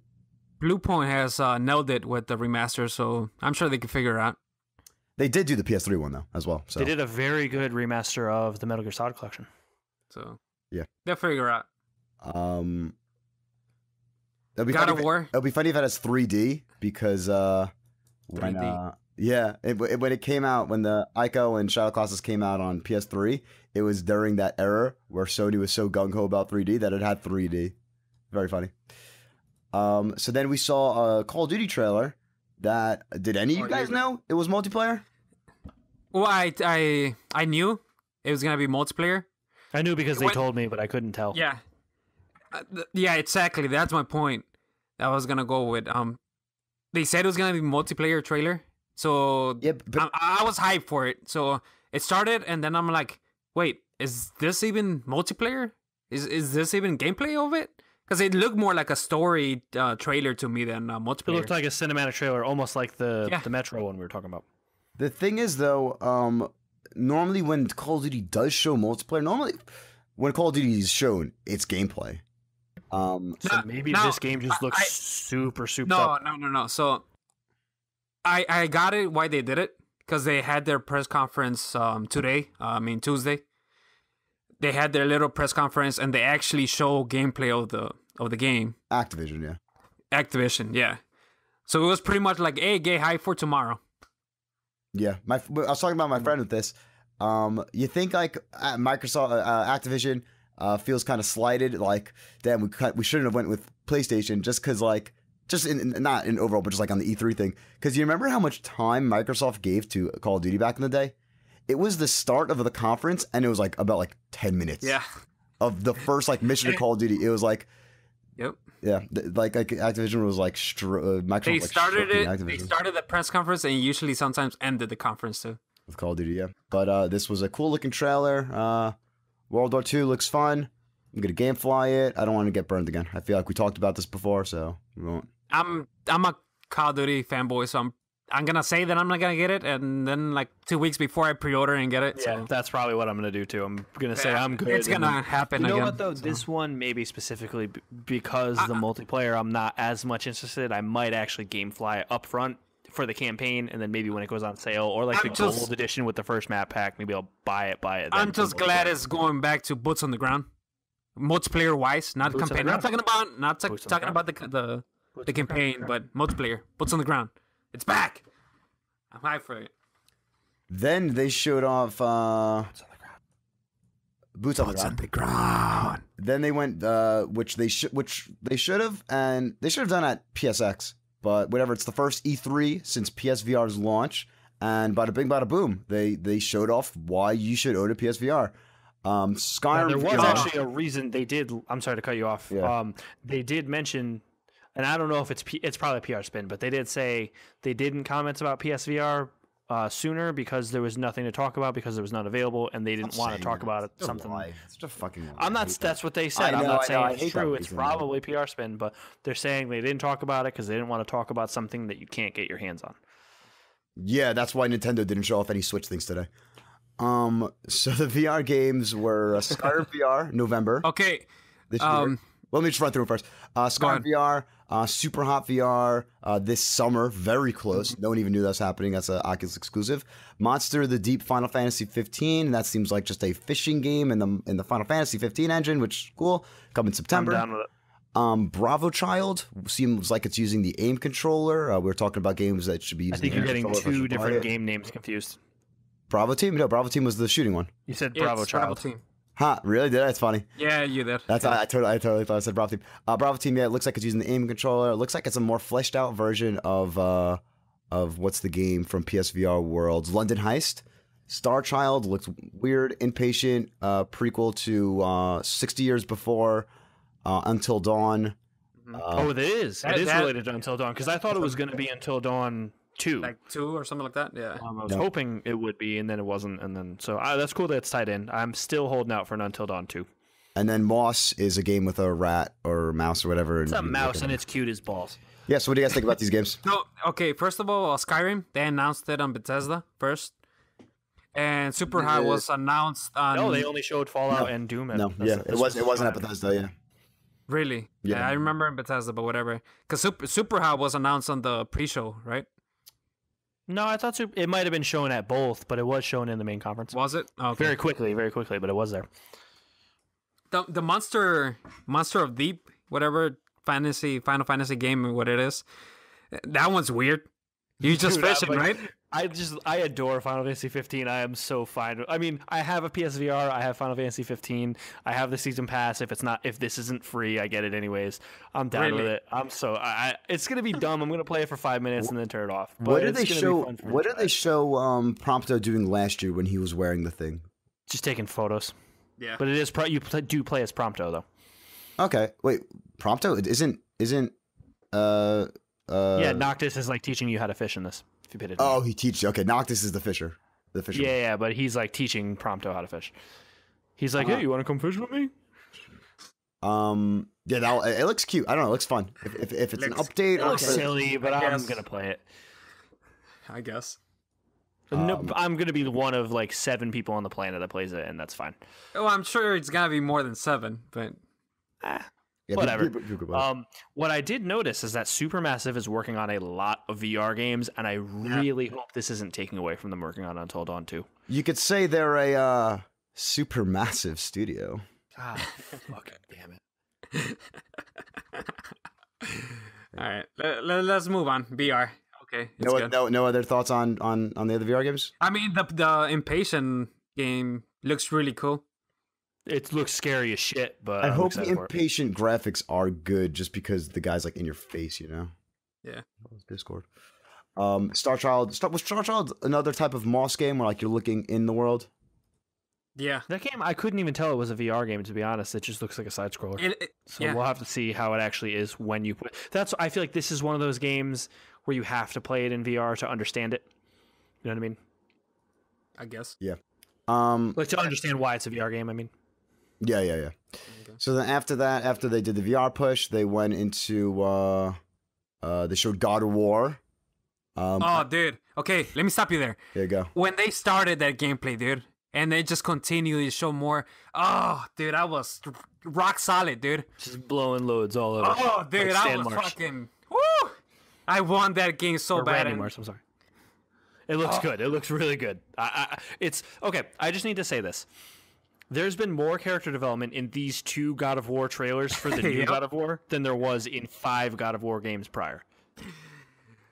I like the other games. I just like the gameplay on them. So But yeah, exactly. Everyone liked it because it was a fun game, not because it was the greatest story or Kratos was the greatest character. But I actually care about Kratos just based on these 2 trailers. So I'm excited for this game. I'm glad that Sony made me care about an older franchise that I had literally no interest in. the only thing with it, I was hoping for the game to be this year in the fall. Well, I was hoping for any game to be Yeah. this fall, to be honest. Any exclusive? At least they just said 2018, so it's coming next year sometime. What Which did you one was guys? the one that said early 2018? Was that This. Sony says it's coming. this was early 2018 for God of War. Yeah. At the end though, did you guys think he was? I thought he was gonna kill it because I'm like, all right, dude, we've seen we've seen 2 trailers so far for this God of War game. Where's the Hydra? Where's the Poseidon? You know, where's the fucking God of War boss that we're gonna chop into 1,000 pieces because it's the biggest fucking thing ever. Then he's like, yo, I'm your best friend. I guess it's cool. Dude, did you see the meme where it's like where Kratos is like, what did he say? And his son is like, he asked for 350. Yeah, I was gonna like that. But yeah, also I liked how they referenced like different realms because like when he saw his like old Kratos on the pot, and it's kind of like It mentioned something about like your people. Like I thought your no, people he's were, like were no, they less. referenced the gods of this realm. I thought that was very interesting. So I don't know how he's transferring realms. I doubt they're even going to mention it. I think it's going to be a very side thing. At the end of 3, he literally It's going to be like killed lore Zeus. based. Like it's going to be like you're going to pick something up in the environment and it's going to be like an audio diary or something. I don't know, dude. I think the game is over at the end. You're gonna find out what happened to him, why he's there. Yeah, probably. But 3, y'all play 3? Yeah, that's it. Have He not killed finished come a on. single God of War game. Come on. He killed Zeus. The world was in fuck. And don't worry because Hope was in Pandora's box all along. So rub your belly. Next, we had Detroit. This is actually... I did this one well. So I had a large soda and a large popcorn as well. And I had to pee. And I'm like, hold up. Oh, dude. Hold up. This trailer, I feel like I'm going to have the perfect amount of time. And boom, I left at the beginning of it. And boom, I came back before it even ended. So Okay, I felt proud of that. you went back and saw the trailer or not? Yeah, it looks it's pretty much what it was last year. It was like, all right, here's another guy, and he has choices. So, but they at least showed what the actual story is going to be. Because like in the past, we saw it seemed kind of just like scenarios that were going to be like in a demo or like the opening of the game. This seems like it's showing the actual story of the game itself. Yeah, right. I mean, if you played Heavy Rain and Beyond Two Souls, it's gonna be a similar type of game. But this one, dude, I agree, but I just wanted I kind of wanted like something showing that like, oh, this game's pretty much done and it's coming out soon, instead of just like another situation that we saw last year. But it's still cool. It looks awesome. I'm looks hyped. great. I'm hyped. I really like the There story as well. I like the story. So there's no release date on it neither. Cage is good. Cage. Yeah, and what I was gonna say that we saw this game when the PS4 was announced. It was a little demo. It was they showed If you're diehard Kara, yeah. fan, you remember Kara? It was just the chick speaking, and it got the whole. It was showing off the facial animations, like the emotion. So this game has been in development since then. For a while. It's been how many years? At least 3 or 4, I think. At least 4. If we're talking about when At least 4, yeah. 4 was announced. Yeah. Yeah. Yep. They're taking their going on sweet for time this? on it. Whatever. Make it good. Don't make it Beyond Two Souls. This came also. We skipped it right after or before Call of Duty. Destiny 2 showed off another cinematic trailer. So I thought it was really fucking cool. yeah. you saw Gaul's face. Gaul's a Cabal. You rarely. I don't think. Yeah, I noticed that. Ever see a Cabal's face or skin or anything like that? So I thought that was like really an cool. actual like an unmasked or like a Cabal without a helmet. Yeah, I did notice that too. That's cool. They're a war race, and they always have armor on them. So I think that's gonna be cool. Because Cabal is literally like the guys I want to know most about because they just like make They remind sense. me It's of why are like they the always in armor? Santarans from the Doctor Who universe. Fucking nerd. But Oh, fucking eat a dick, Mister! I put 300 hours in Destiny. need to, dude. There was another guy in line at the PlayStation the theater experience with I was wearing my Destiny shirt with my my Brawl 96 name on it, and we got Your Age of Triumph, where you My Age of probably Triumph, put yeah. 80 hours into the game after all the DLC was already out. Yeah, there was another dude who's like, "Fuck, man, I'm still waiting for mine in the mail." I'm like, you'll get yours soon. But yeah, they showed it off. It's coming out September 6th now, a Wednesday. It was coming out Wednesday. 8th. It was coming out on the 8th of Friday, so that's weird. That's weird. Really weird. I don't know. Yeah, It it's must be a business thing why it was moved 2 days. Like very, very random, it seems. Still not on a Tuesday. Exactly, that's why. And beta beginning on PS4 July 18th, if you pre-ordered it.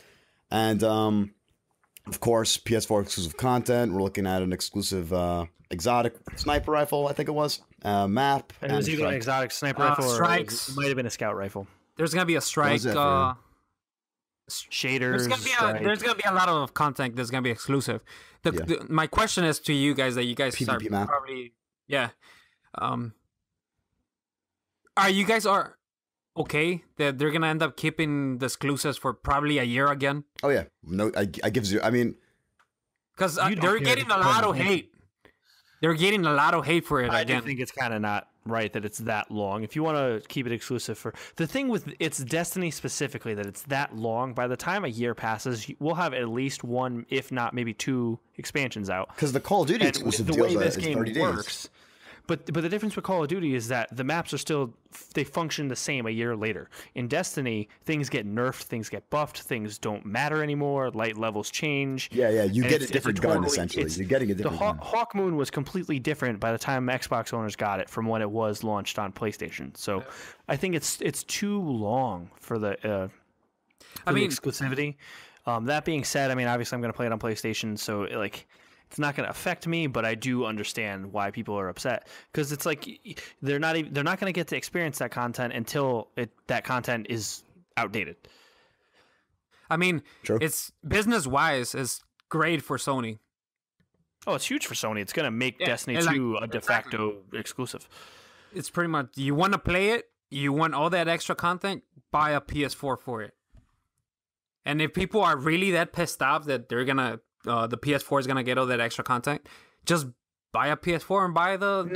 Nah, because that's a stupid thing also. Because I remember I was on the other side of this fence for a while, on the exclusivity fence, when I was a PlayStation player for Black Ops 1 and I wanted the DLC for Zombies on those were the days when it was on Xbox first.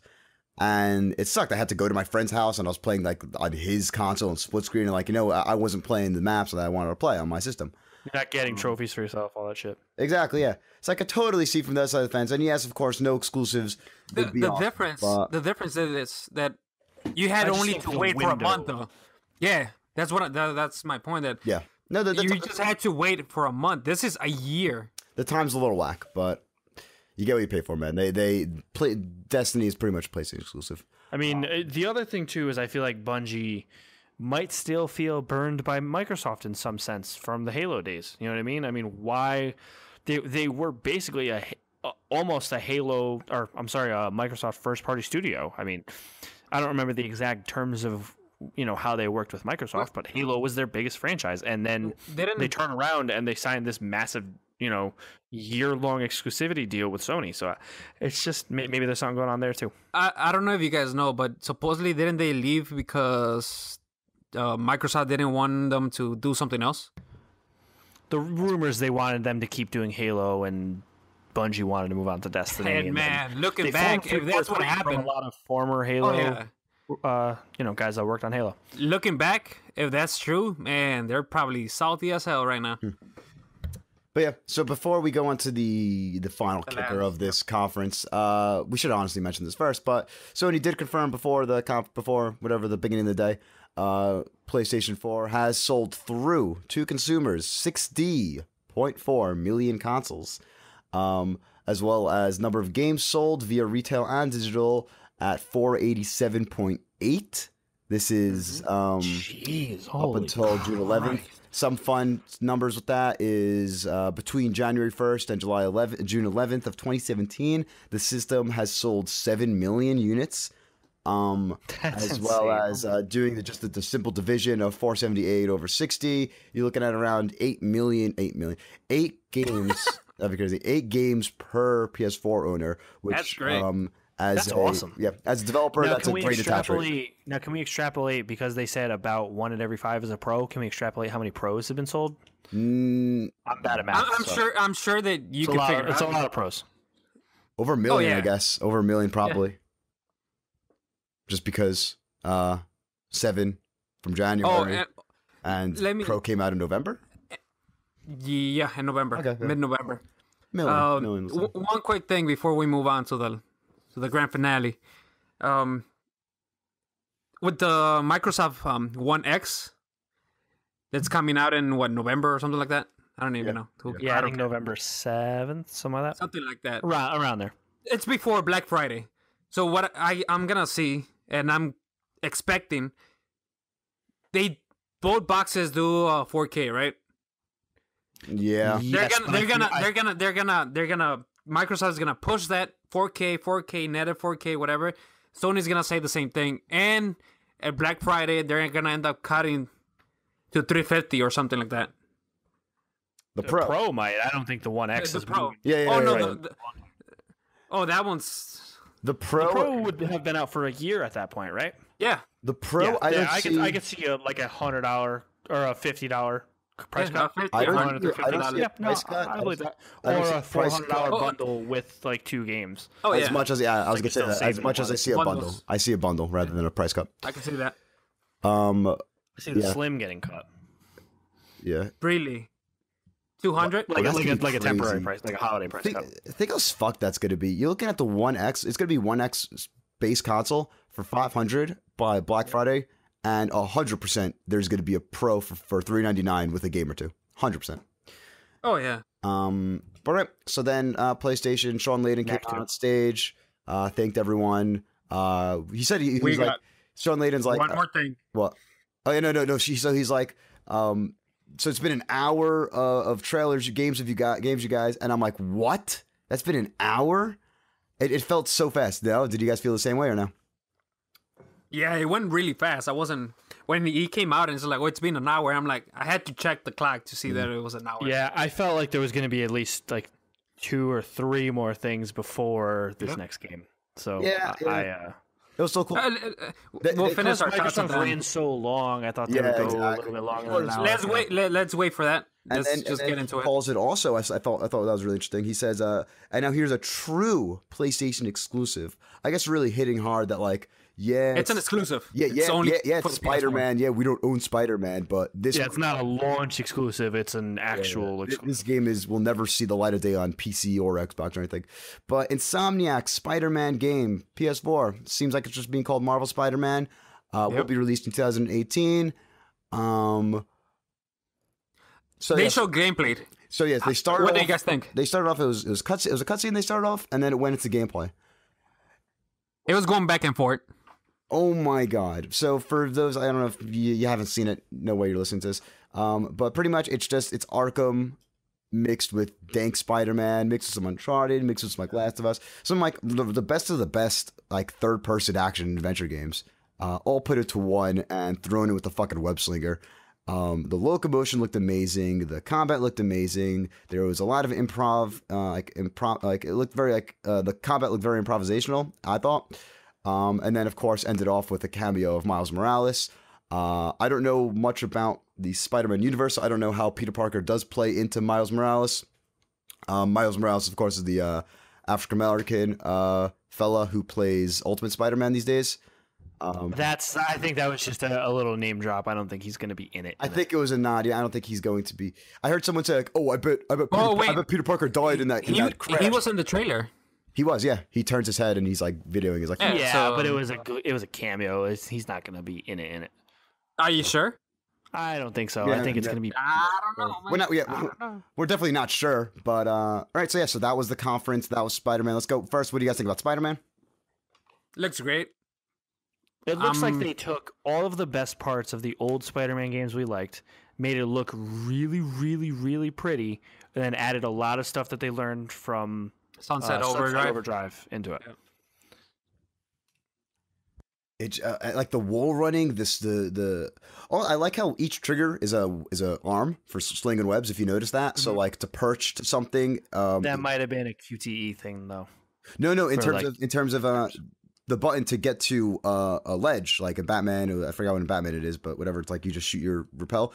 In this, it's R2 and L2. It says it on the bottom right, and then he shoots both arms. And then you could pretty much just, I don't know, I at least ascertained that. I it's really probably like R2, L2, then like to do the swinging. I think it's very smart how they're having him like shoot a web against a wall to hold something there. Like when he hit that guy and then like stuck him to the wall. That was there's really like cool. the giant beam falling and he stuck that to the building. Like I thought that they're coming up with good, like they're coming up with different ways of him using his webbing. What do you guys think about the quick time events? That's the question. How much of it was QTE? How much wasn't? Was it fun? I saw a lot of that. A lot of it. Yeah. But I think that's only for the big sequences, though. Like the hand-to-hand stuff is all going to be you actually controlling it like Arkham style. Oh, yeah. It's going to be the Obviously, big sequences, and I'm fine with that, because how else are you going to do that? Cutscene, no QTE. For that long of a cutscene, though? For that long of a gameplay event, though, you're just going to have me hitting X square every 30 seconds? Like, I don't know. I've always been like kind of neutral on QTEs. I hope they don't rely too much on that. I hope that was just because like they wanted to show the biggest, like the craziest part of the game. And that crazy part of the game probably has a lot of QTEs, so it kind of came off like that. But it's definitely not going to be a QTE heavy game in the sense that like it's no Rise, Son of Rome or anything like that. It looks like That's what I'm saying. I think it's just going to be the cutscenes instead of just pure cutscenes. There's going to be some. I'm okay with that. People are way overreacting, I think. Of course, internet. Yeah. But yeah. So PlayStation's conference. What did you think? Your dreams, your beans. What do y'all think? So this is going to be our topic of the question of the episode, right? Is our thoughts on the Sony conference? Overall, E3, whatever you guys want to talk about it, but overall, my impression of Sony, it was good. It was a good showing.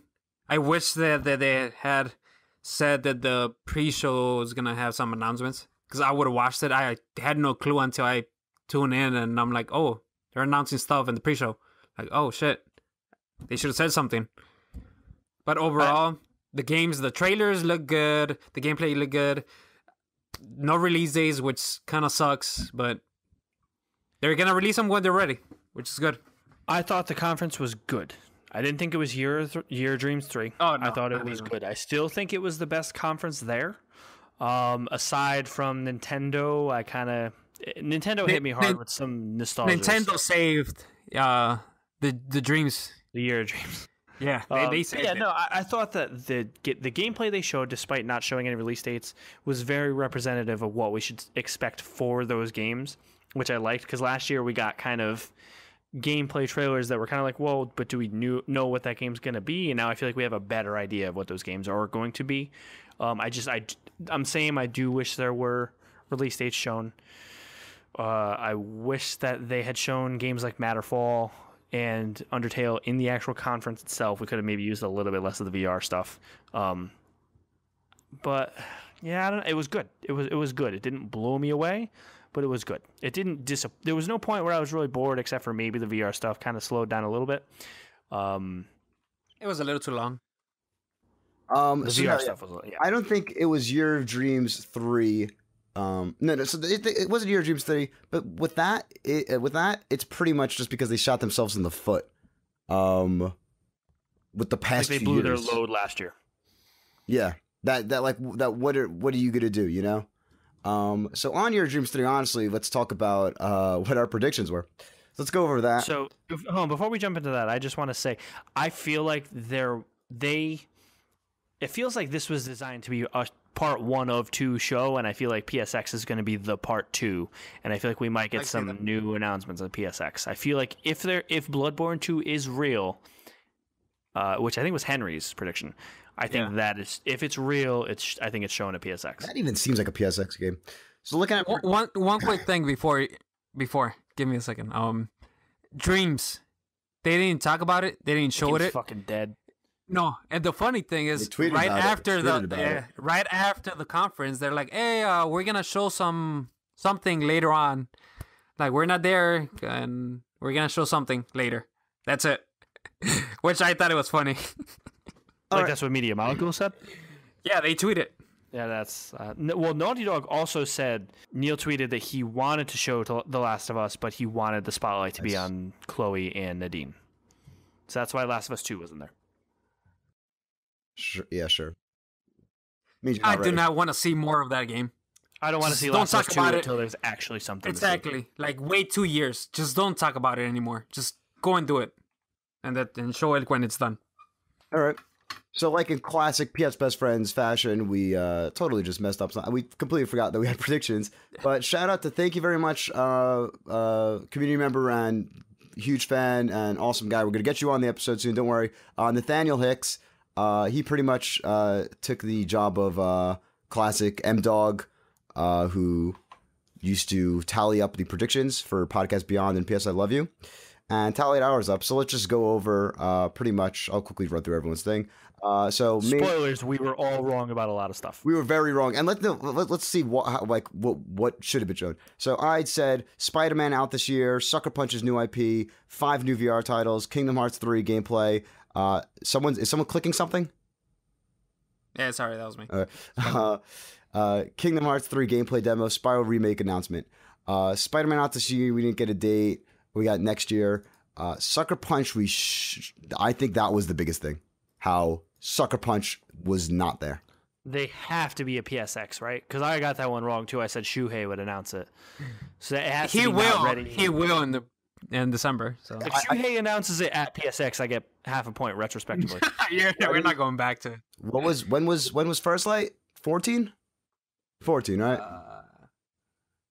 I think it was so. relatively close to. Yeah. Second Son was 14 because it came out the year after. 3 years, I guess. Okay, fair enough. If we can see, yeah, fair enough. Maybe it just the studios are getting time, which is good, dude. So I mean, yeah, but it's even fine. we don't even know if they're working on something. They don't say like we're working on. What if they're working on a VR game or something? They could. And then Spyro Remake. So I only got 1 point for 5 new VR titles. I should have got 2 points for the Kingdom Hearts 3 gameplay demo, but of course that came out at like 4 a.m. on like Saturday, right? Was that it? Yeah. I wake up to a fucking Kingdom Hearts trailer. Why? We all wake up and I'm like, wait, what? Why was it so early? Anthony said Shu makes a Sucker Punch announcement. Knack 2 showcase. Sony announces new major partnership. PS Plus change or inclusion of VR games or some now thing, I think you said. And then Final Fantasy 15 Prompto DLC and VR mission. You got half a point on the VR mission. I feel like I really deserve to get the neck one, though. I mean, come on. Like, their whole entire conference was short, but it was so much shorter than all of us expected. I feel like I should get at least a half point for that one. We specified clearly it was on stage. Because if you're getting that point, I'm getting the Kingdom Hearts point.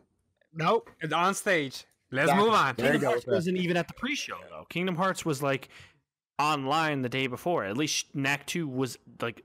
Clements talked about it. Like, what the fuck? Whatever. Fuck these predictions. Oh, and that was a big thing also, not seeing a PS Plus change with now or inclusion of VR games. Come on, guys. I mean, I thought that might be a PSX thing. Maybe I might have jumped the gun on that. I think if that happens, it'll be a PSX thing. That should have been a pre-show thing, though, honestly. But whatever. And then Miguel's, so Anthony has 0.5. I'm at 1 point. Miguel says CTR, Crash Team Racing announcement. PSVR gets lukewarm response. Horizon Zero Dawn DLC February release. Spider-Man name reveal coming soon. And then a bunch of games with a bunch of dates. Got all of them wrong. You got half a point for Horizon Zero Dawn DLC. You shouldn't have said a February release. No one would have said anything about that. And then Spider-Man name reveal you got correct. And it is coming soon. So For the games that I gave the dates, I mean, I got the days right at least, not the months, but the dates. you got the years. No, that's so easy to guess those. Hey! You literally said GT I this should- year, everything else next year. I'll give you the decade. So Miguel's walking away with 1.5 points. I'm in king. second place. And then the guest predictions as well. Henry rocked a Bloodborne 2, nothing. Days Gone preview. If you get a release window, he said December. Vita mentioned once. If we kind of pre-show, that was mentioned once. Final Fantasy No, 7. no. If pre-show counts for Vita, then pre-show counts for. Oh, next. I'm not. I said if. I said if. I were not. Final Fantasy 7 disc reveal with for holiday 2018 with the trial gameplay. Last of Us 2 2018 release date. Nothing. He got 1 point because the Days Gone announcement. Another easy one. So yeah, Whatever. I came in dead last. It's- Fuck it. It's okay, man. It's okay. You That's got fine. next year. I'm Sorry, honestly, sorry. I'm more upset that all of us were wrong about a lot of stuff than I am that I lost our silly predictions. I mean, technically, I would get at least 3 points, but you guys are all technical. So. very technical. And once again, thank you, Nathaniel Hicks, for that, Thank you, for man. doing this. Greatly appreciate it, man. That is literally awesome. But yeah, so good E3. Very good E3 overall. Once It was a again, very above average E3. at the end of the day, Well- it's about video games, man. We're playing games. We're getting dope games. No I matter don't think it was a bad E3. I think we need to stop putting E3 on a pedestal. I think that's our problem is we expect so much, and then it's good, and then we get upset because there wasn't more. I think next year we need to temper expectations, and then maybe it'll be a year of dreams. The problem 3.5. the problem is that the last 2 years, chapter especially Sony, the last 2 years have announced surprises, and we're expecting surprises from each conference. That's a problem, but overall, it's great. We're getting a bunch of good games coming out this year. We're getting Star Wars. We're getting a Call of Duty game. We're getting DLC. We're getting good games. We can't complain. 2018 is shaping up to be one of the best, and it keeps on happening. 2017 is already one of the best years for games, and 2018 looks even fucking better. It's crazy. It's no matter how much cynicism. 2017 was very front loaded. I'm very curious if 2018 is going to be very front loaded again too. Probably. Maybe. Okay. Yeah, I don't know. That's an interesting question. I don't know. Okay, from the games that are coming 2018, which ones are you guys expecting for them to come out 2018? Days Gone and God of War, definitely. Yeah, Days Gone didn't have a release date. Nope. I think it's 2018 though. they definitely. showed enough. I think, Showed enough that it kind of has to be 18. I think Detroit is the one that might get pushed to 2019. I don't see that. I see every game having, besides God of War, besides Last of Us 2, and besides Death Stranding, I see every game that we know right now having to come out next year. I could see Sony doing that awful release window that they put Until Dawn in for Detroit. Because that was December, right? Yeah. Oh, Was yeah, it? yeah. Yeah. I actually could see God of War coming out in March. And Days Gone, in, June, and Days July. Gone, and no, even earlier probably. May. I could see it coming out in February. Oh, earlier than God of War. Yeah. We'll see. I hope they come sooner than later because I'm excited for both. Yeah.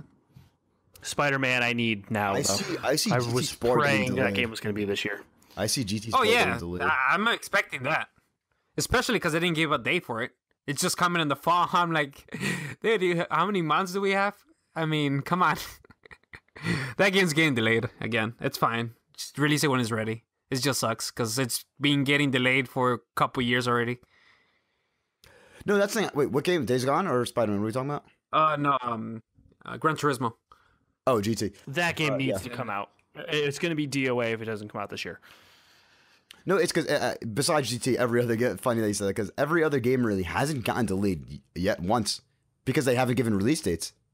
And yeah, they're being. I feel like they learned their lesson with delaying stuff with Uncharted and Horizon. That maybe they're cautious. Maybe they're too cautious to give release dates. the thing is, did we not just say that with? I said at least. Did we not say that with? I said that with Red Dead, where it's like you shouldn't have said 2017 if you're a year ago, if you're a year off, you know. Yeah, I mean, we didn't see anything about that game other than that like very short teaser trailer. Right. So you're right. There was no reason to do anything for Red Dead, but that's not Sony though. That's Rockstar. That's Rockstar, and they're gonna do what they do, and they're not gonna say anything until probably GTA 4 and 5 too. So it's not like it's any. Because if they, what's it called? If they now we don't know when Spider-Man's coming out. It could come fucking 19 for all we know. But now at PSX, they're like, yeah, February 27th, Spider-Man. No, they said early 2018 for Spider-Man. No, I guess then that makes sense. I meant kind of a game without. I could see at least 2 games getting release dates in December on the PSX. I see the play. What is it called? PlayLink or something? I can see Days Gone and God of War getting release dates at PSX. Oh, for sure, God of War. That game looks almost fucking done. Days Gone too, though. So we'll see. So okay, I'm gonna say potentially God of War Until Dawn. Days Gone, and Spider-Man. 2 of the 3. I don't know which 2 of the 3, but 2 of the 3 I think will get release dates at PSX. Because it's so close to, it's like basically almost 2018 right then. You'd have to. You can't say 2018. A game's coming out when it's December 2017. But not if it's coming out in Q1. Yeah. Overall, video games, we love them. And remember, you can hear more video games on PS Best Friends Podcast. Remember, send us questions, comments, and concerns at psbestfriendspod, P-O-D, at gmail.com. That's psbestfriendspod at gmail.com. Or follow us on Twitter and add us there and slide into those dirty DMs at PSBF Podcast. That's one word, PSBF Podcast. Remember also to check out our Facebook group. Get involved there at facebook.com/group/PSBestFriends. That's where you could also ask us questions as well, post discussions, get the whole gang up on it. Miguel, where can people find you? They can find me at PSN Dark Angel 1010 and at Twitter Angel Alvarez 10. Reverend Anthony, where can they find you? You can find me at PSN, the only X188. That's 1 spelled out O-N-E, 88 is the numbers. And Twitter at Anthony Palm. Why'd you do that? Why'd you do the, I guess, 1, yeah. Confusing. You should have done... Okay, so I'll give you a little bit of history lesson real quick on my PSN. Real quick. It was a song called The Only One by Ra. I really liked it. I was like, I need a new name for my gamer tag back in the day on 360 because it was something else that I don't even remember what it was. And I was like, I like this song. Let me name it that. And then I put 88 because 88 was like a Sum 41 song I kept listening to over and over again back then, too. It's a bonus track. How do you know 88? Is that not a bonus track off Chuck? I'm pretty sure it was. That was... Yeah, it was that and it was Newts, right? Newts is in Fantastic Four. It was? Oh my god, it was. But yeah, no, 88 was that was like my favorite song off of Chuck too, and it was, yeah, you're right. It was I'm so used to just listening to it as part of Chuck that I forgot that it was a bonus track. So that's funny you say that. I think my older brother must have ripped it or something, and they always just said deluxe edition at the end of it. Yeah, so, I definitely got it off of LimeWire or something. So, but yeah, that's the story of my gamer tag. I threw the X in there because I was in high school and I thought it was cool. You gotta have an X in there somewhere at least. And remember, you can find me, Jeffrey Mizrahi, on PSN, Brawl96, and on Twitter, YouTube, Twitch, Mr. Brawl96. And that has been episode 5, E3 predictions. Remember to catch us next week where we're going to also post, or maybe a couple days after that. I'm not even going to say it at that point. Catch us next week with episode 6 with Bert. Love you. Good night. All right. We're doing that again?